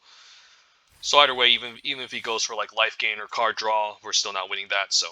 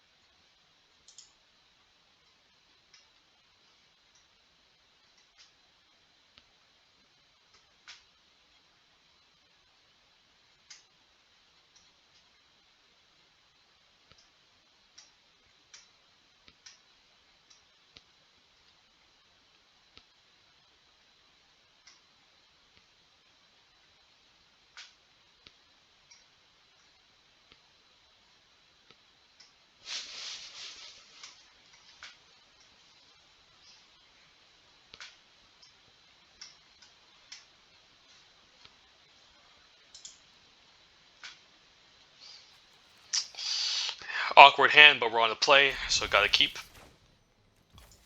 With some 3-drops at least. 2-drop would be perfect here, or 1-drop even. Minister, damn it. Yep. And now we lose, right?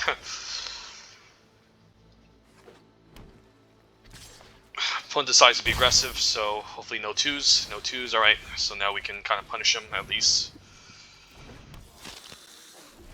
Opponent is probably going to start gaining life now.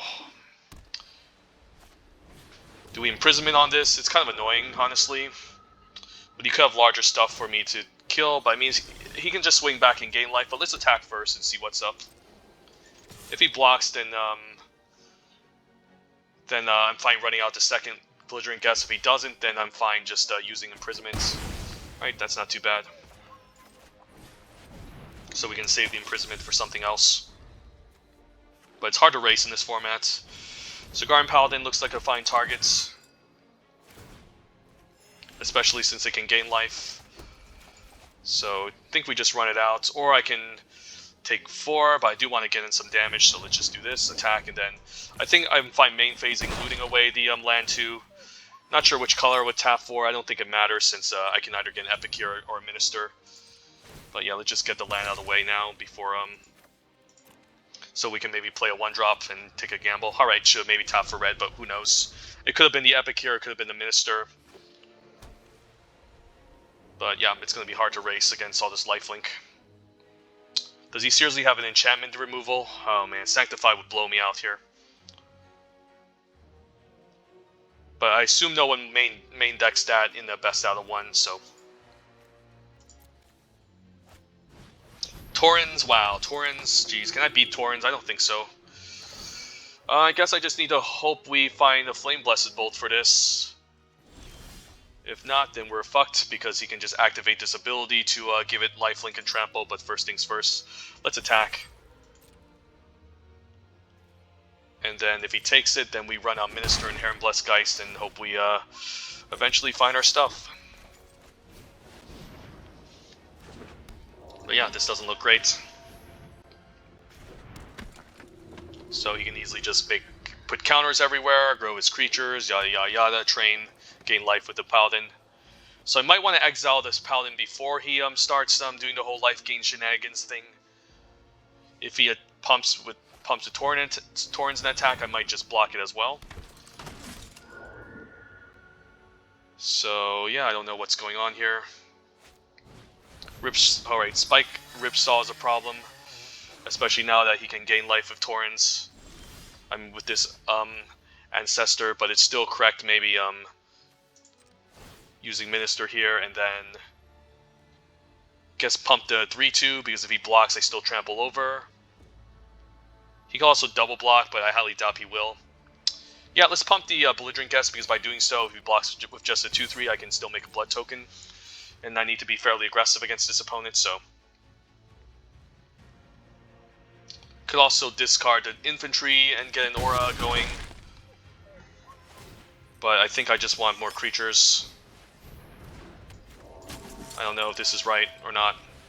since he can now gain 5 life every turn with the stupid Ancestor. But maybe that's a necessary evil. He can also grow Torrens, but I can maybe double block it. But I lose out on both creatures. But again, it might just be something we have to do. So he can gain 6 and train onto Torrens and train onto the 1/1. So I'm kind of maybe made a blunder there. I'm not sure. But this is not an easy game for sure. So I probably need to 2-for-1 myself to take out Torrens. Yeah, I gotta take out Torrens here. And take 7 or take 8.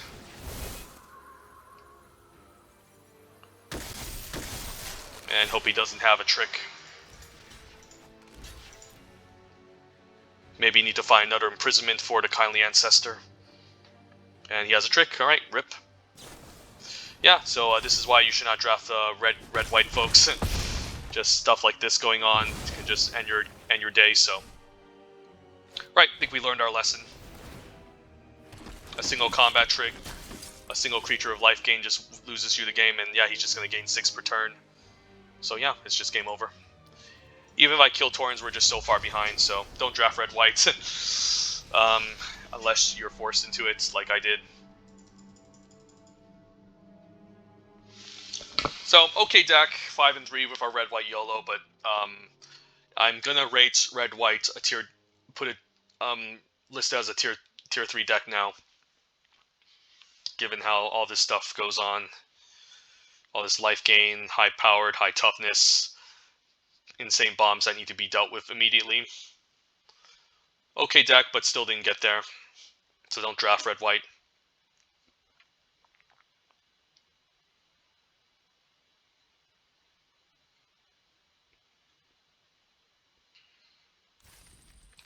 Alright, red-white is tier 3, don't draft it. But just an overview of this deck, just a solid red-white aggro deck, nothing too exciting.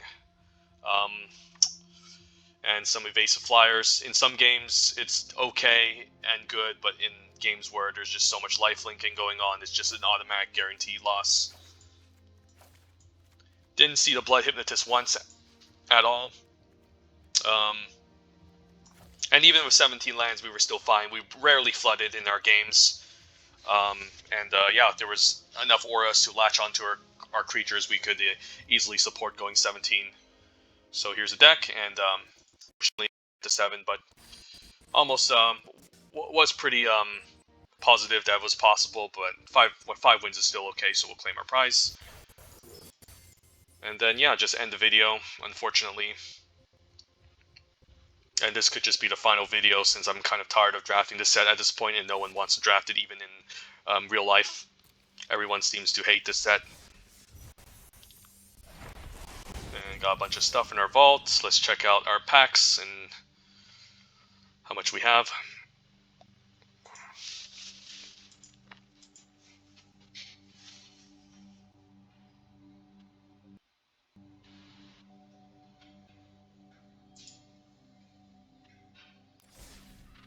Let's just crack them all.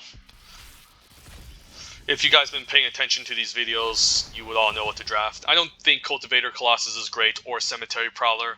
If it's going late in the pack and I'm in green, or there's nothing else, then it's definitely an above average card, but I don't think it's a bomb by any means. You can get a nice discount off of this, of course, and if you can exile a creature, that's going to be your best case result, since green is pretty creature heavy. Regardless, it's just an okay card. I would easily take in a Braid or even Flame Blessed Bolt or Traveling Minister over this pack 1 pick 1, since it doesn't really have any synergy. Cultivator Colossus is not too different from a Bramble Worm. It's the fact that it doesn't gain life or has reach might make it even worse. And then it's not often guaranteed that you can go off with this, so it feels more like a constructed level card, and I don't think it's a bomb rare. But you'll still play it if it goes late, and if you're ramping in green, just like the Cemetery Prowler. So Parasitic Grasp is the best card, and I would definitely take Reclusive Taxidermist over Flourishing Hunter. Flourishing Hunter can go pretty late, but it's kind of replaceable too if you open up, again, the big Cultivator Colossus or Bramble Worm, and these tend to get passed up in drafts since it's not a card people value too highly, since green is considered the worst color. So anyways, thank you guys for watching. Hope you guys enjoy my videos, and as always, stay safe. Take care. Bye.